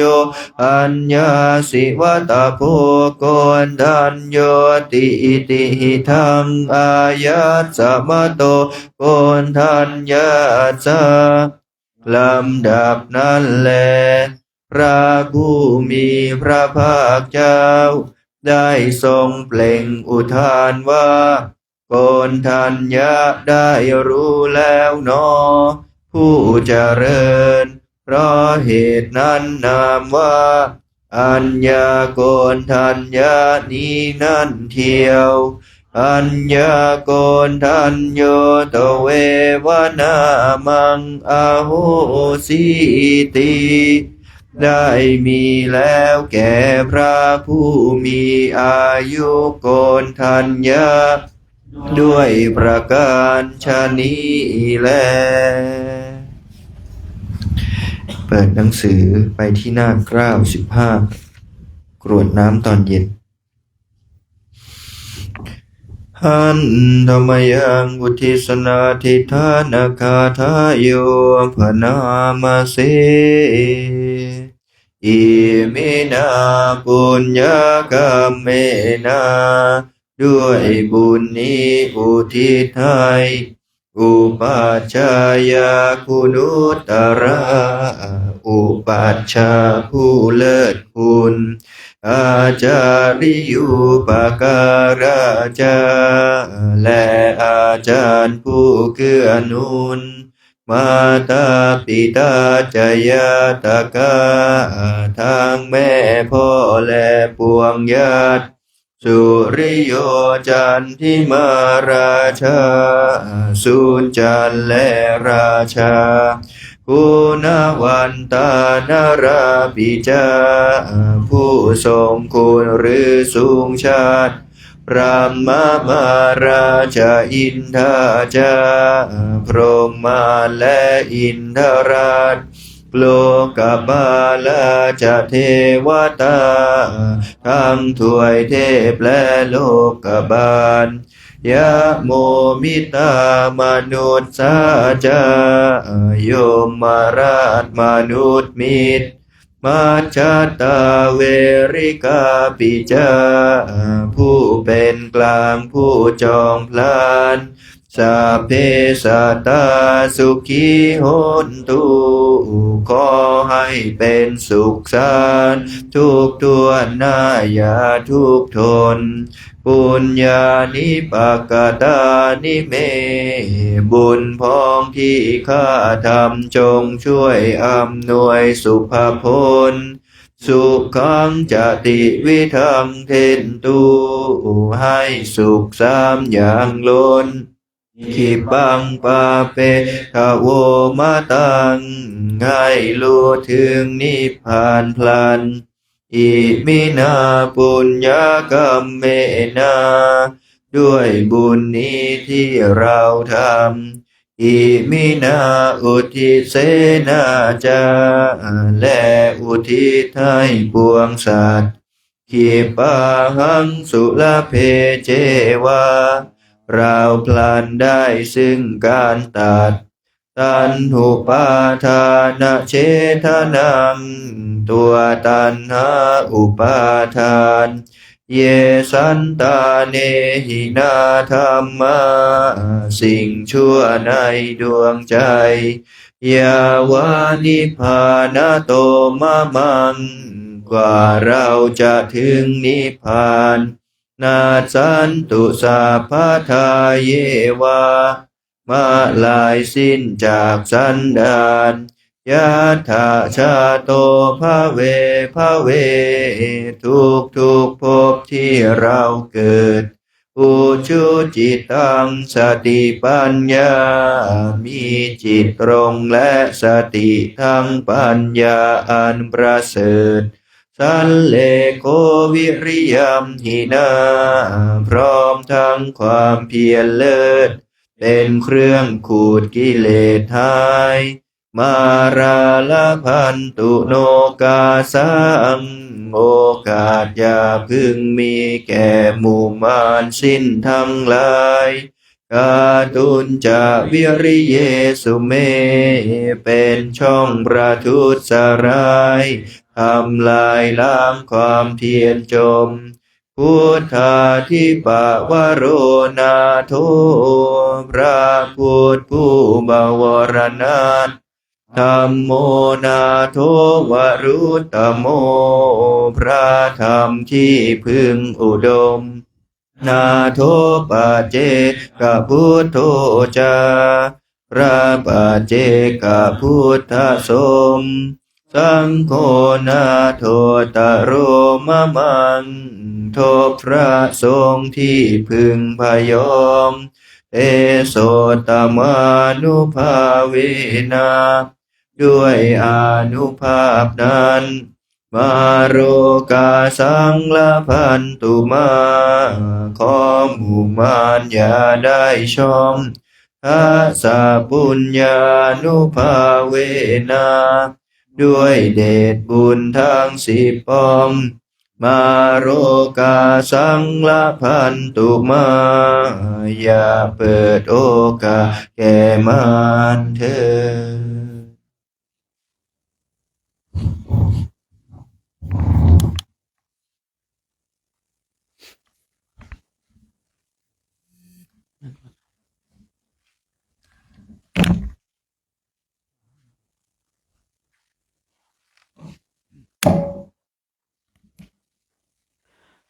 การ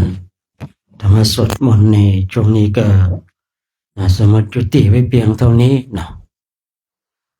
ต่อไปก็เป็นช่วงน้ำปันนะเนาะน้ำปันนะ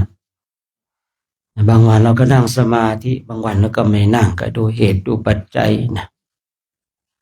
ขอโมทนากับญาติโยมที่ได้มาร่วมกันทำสวดมนต์ร่วมกันนำน้ำปันนะมาถวายแด่พระภิกษุสงฆ์ในโครงการจาริกธรรมซึ่งนักศรัทธาญาติโยมก็เป็นผู้ที่มีปัญญานะพระพุทธเจ้าพระองค์ทรงตรัสไว้ผู้มีปัญญาย่อมให้อายุให้วรรณะให้กำลังมีปัญญาช่วงนี้ ญาติโยมได้น้อมนำน้ำปนะมาถวายเนี่ยขึ้นชื่อว่าเราให้อายุให้วรรณะให้ภาระให้ความสุขให้กำลังการที่พระภิกษุสงฆ์ได้มาประชุมพร้อมกันเนี่ยเพื่อที่จะเตรียมความพร้อมจะไปจาริกธุดงค์ที่ประเทศอินเดียและเนปาลซึ่งช่วงนี้ก็เป็นช่วงการเตรียมความพร้อมปีนี้ก็มีพระภิกษุสงฆ์ทั้งในประเทศไทยและทางสปป.ลาวได้มาร่วมกันสร้างบุญและบารมีปีนี้ก็เลยนำบุญกุศลมาฝากญาติโยมเพราะว่าญาติโยมก็เป็นผู้ที่ใคร่ในบุญในกุศลกันเป็นความโชคดีนะถ้าเรามองในเรื่องของความโชคดีเนี่ยคือเราท่านทั้งหลายจะได้ฝากบุญฝากกุศลไว้ในบวรพุทธศาสนาเราฝากเงินฝากทองไว้ในธนาคารก็หวังดอกเบี้ยให้มันเพิ่มพูนถึงแม้ว่ามันจะน้อยนิดแต่มันก็เพิ่มพูนขึ้นได้แต่การที่เรามาฝากบุญฝากกุศลไว้ในพุทธศาสนานั้นเนี่ยบุญนั้นก็จะติดตามตัวเราไปทุกภพทุกชาติบุญนั้นก็จะเป็นเครื่องนำพาให้เราไปพบเจอกับสิ่งที่ดีๆบุคคลหนึ่งบุคคลใดก็ตามที่ได้ทำบุญทำกุศลเนี่ยกำลังสร้างเหตุที่ดีเมื่อสร้างเหตุที่ดีแล้วผลก็จะดีตามอย่างญาติโยมบางคนบางท่านเนี่ยได้นำน้ำปนะมาถวายพระภิกษุสงฆ์ซึ่งท่านได้ดื่มแล้วก็ทำให้ท่านมีกำลังผู้พูดเองพูดอย่างเป็นประจำว่าพระภิกษุสงฆ์ท่านมีศรัทธาอย่างเดียวไม่ได้ต้องมีกำลังด้วยถ้ามีศรัทธาแต่ไม่มีกำลังก็จะเกิดขึ้นได้เนื่องโดยข้าวน้ำโภชนาอาหารและน้ำปนะอย่างที่ญาติโยมได้น้อมนำน้ำปนะมาถวายเนี่ยขึ้นชื่อให้กำลังบุคคลหนึ่งบุคคลใดให้สิ่งใดสิ่งนั้นย่อมสะท้อนย้อนกลับที่เขาบอกว่าหว่านพืชเช่นใดย่อมได้ผลเช่นนั้นญาติโยมกำลังให้กำลังพระคุณเจ้าเมื่อญาติโยมให้กำลังพระคุณเจ้าญาติโยมย่อมได้กำลังคือถ้าเราอยากมีกำลังเราก็ต้องให้กำลังถ้าเราอยากมีความสุขเราก็ต้องให้ความสุขถ้าเราอยากมีวรรณะที่ดีเราก็ต้องให้วรรณะเนี่ยคือถ้าเราอยากมีผิวพรรณที่ดีเนี่ยเราก็ต้องให้ผิวพรรณที่ดีคือพูดง่ายๆว่าเราต้องทำก่อนคือเราไปขอก่อนไม่ได้พุทธศาสนาเนี่ยคือเราต้องทำก่อนเราต้องสร้างเหตุก่อนคือบางคนบางท่านยังไม่ทันสร้างเหตุเลยหวังผลแล้วคือพุทธศาสนาสอนให้เราสร้างเหตุที่ดีสร้างเหตุที่ดีก่อนที่เราจะได้รับผลเนี่ยเราต้องสร้างเหตุอย่างสมมติว่าเราอยากเป็นผู้ที่มีกำลังเราก็ต้องให้กำลังก่อนไม่ใช่อยู่ๆฉันอยากมีกำลังดีเหลือเกินฉันอยากมีกำลังดังช้างศาลฉันอยากมีกำลังแต่เราไม่เคยให้กำลังคนทั้งหลายเลยเช่นนี้ไม่สามารถที่จะเป็นไปได้ที่จะทำให้เรามีกำลังแต่ญาติโยมได้นำน้ำปนะมาถวายขึ้นชื่อว่าเรามีปัญญาให้อายุให้วรรณะให้สุขะให้พละพละนี่คือกำลังถ้าเราอยากมีอายุเราก็ต้องให้อายุข้าวน้ำโภชนาอาหารน้ำปนะบุคคลหนึ่งบุคคลใดก็ตามถ้ามีก็ขึ้นชื่อว่าได้อายุแล้วมีอายุที่ต่อไปอีกเขาว่าขาดข้าวขาดน้ำไม่นานก็ตายอย่างเราท่านทั้งหลายถ้าเราอยากได้อายุเราก็ต้องให้อายุก่อนเราอยากมีอายุยืนเราก็ต้องให้อายุอะไรเราเป็นเครื่องต่ออายุก็ข้าวน้ำโภชนาอาหารทุกคนไม่ สามารถจะปฏิเสธได้ว่าอาหารเนี่ยเป็นปัจจัยหลักในการขับเคลื่อนผู้พูดเลยเขียนข้อความไว้ว่าไม่มีความสำเร็จใดที่ปราศจากอาหารทุกความสำเร็จจะต้องอาศัยอาหารคนเรานี่จะทำสิ่งหนึ่งสิ่งใดเนี่ยต้องมีอาหารเป็นเครื่องหล่อเลี้ยงและผู้มีปัญญาเช่นเราท่านทั้งหลายเนี่ยให้อายุแล้วให้อายุตอนเย็นก็มาถวายน้ำปานะกันเนี่ยขึ้นชื่อให้อายุถ้าว่าเราเนี่ยคณะพระผู้สงฆ์มีความภาคเพียรมีศรัทธาแต่ไม่มีกำลังก็ไปไหนไม่ได้ถ้าไม่มีข้าวน้ำโภชนาอาหารก็ไม่มีอายุถ้าไม่มีข้าวน้ำโภชนาอาหารก็ไม่มีวรรณะ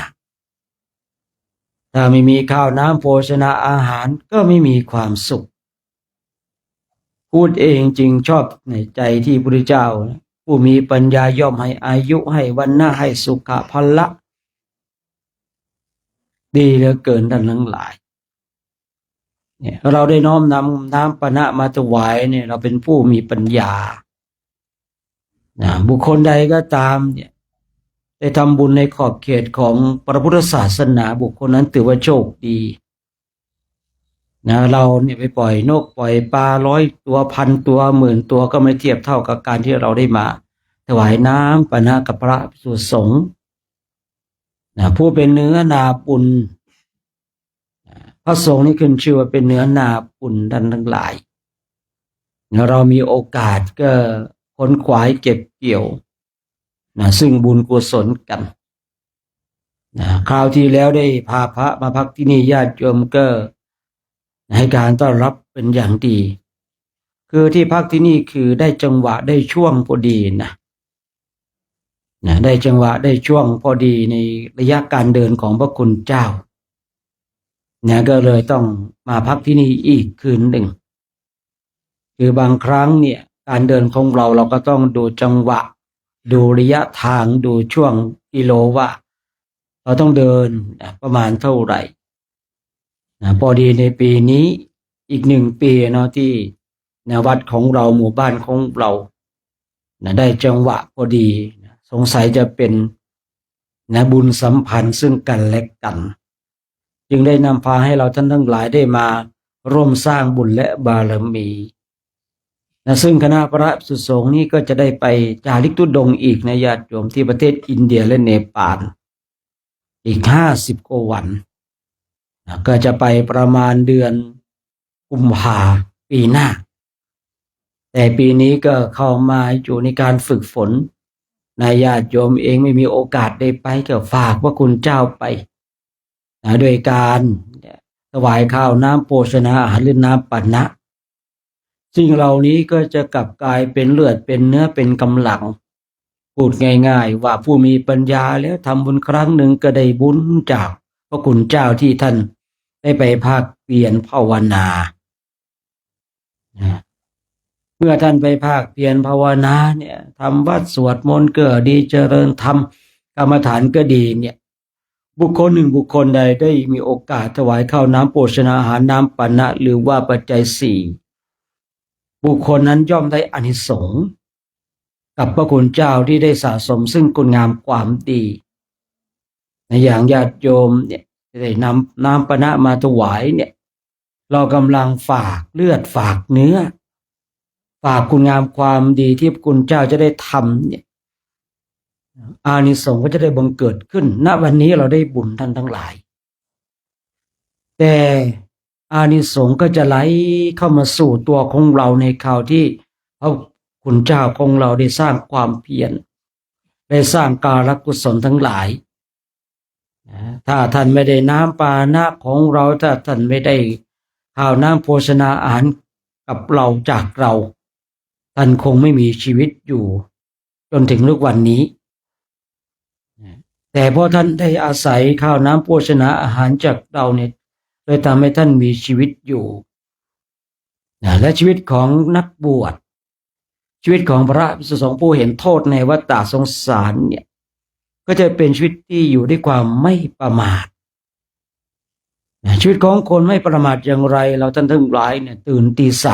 3นอนก็3-4 ทุ่ม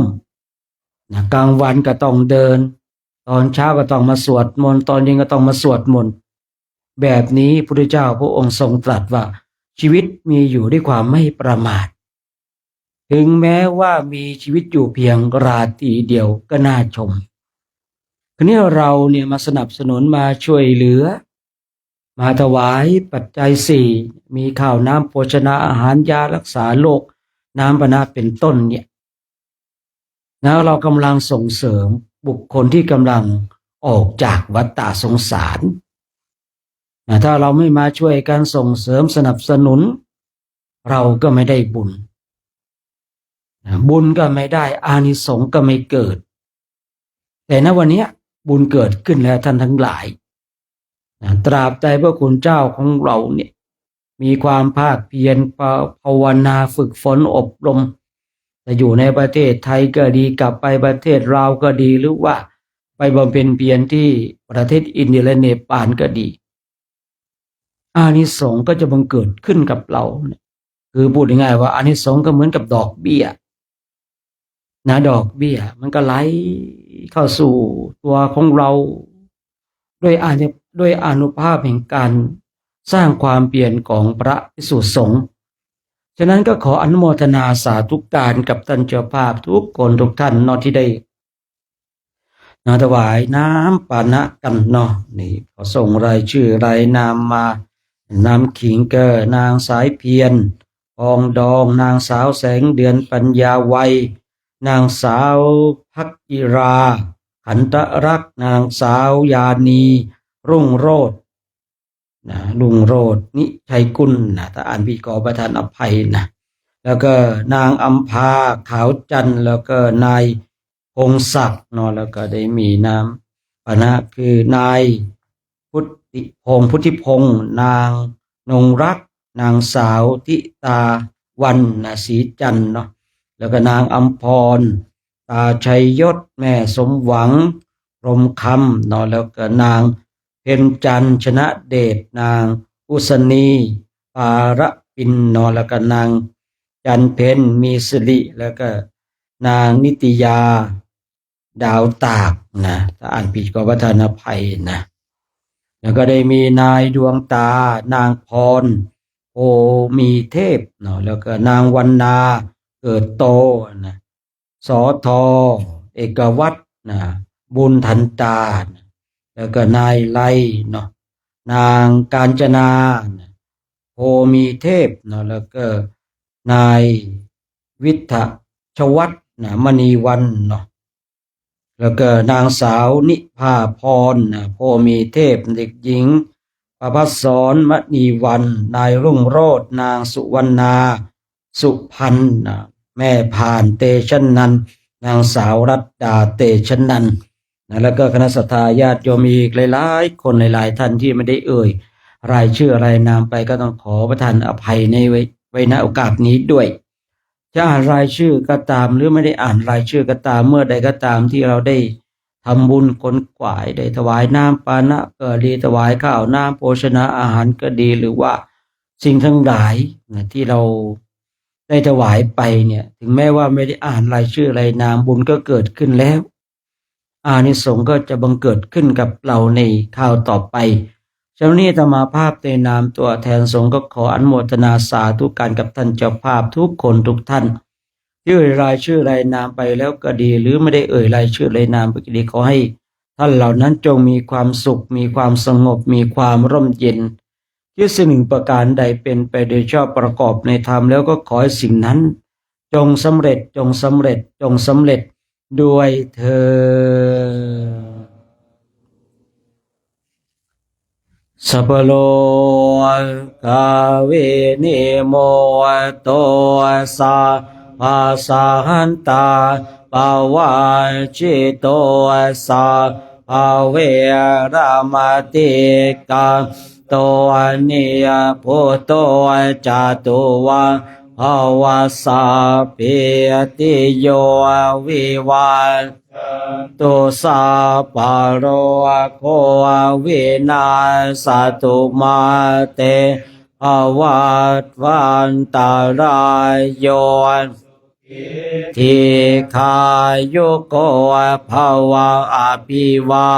ทนาสิริสานิจาวุฒาปจายโนจัตตารโอธรรมาวัฏันติอายุวันโนสุขังภาลังต่อไปเดี๋ยวเรากราบพระพร้อมกันเนาะ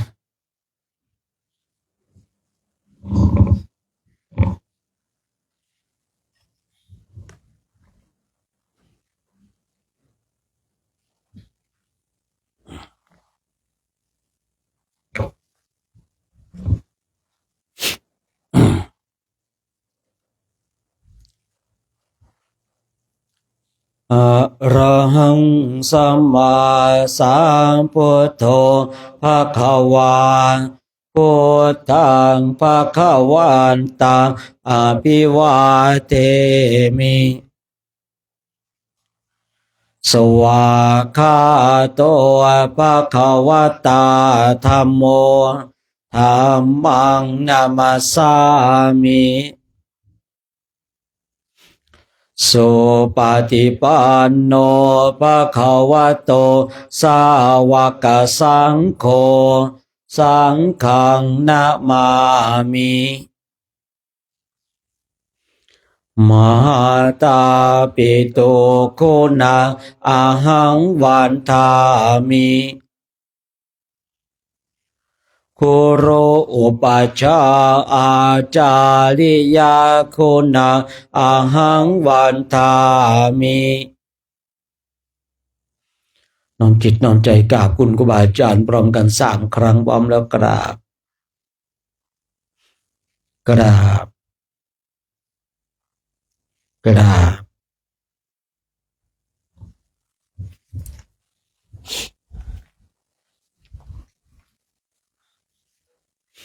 กราบภิกษุสงฆ์พร้อมใจกันกราบพระอาจารย์โชคชัยอีก3 ครั้งพร้อมกันแล้วกราบสาธุโยมที่หลังเด้อครับสามเณรแม่ชีญาติโยมกราบพร้อมกันพร้อมแล้วกราบกราบกราบสาธุอนุโมทนาสาธุการเนาะครับนิมนต์กับผมเนาะนิมนต์ไปที่ชอบกันนะชอบตรงไหนก็ไปตรงนั้นแต่ณเวลานี้น่าจะชอบเต็นท์กันแล้วเนาะนิมนต์นะครับใครจะไปดื่มกาแฟก่อนนอนก็นิมนต์นะ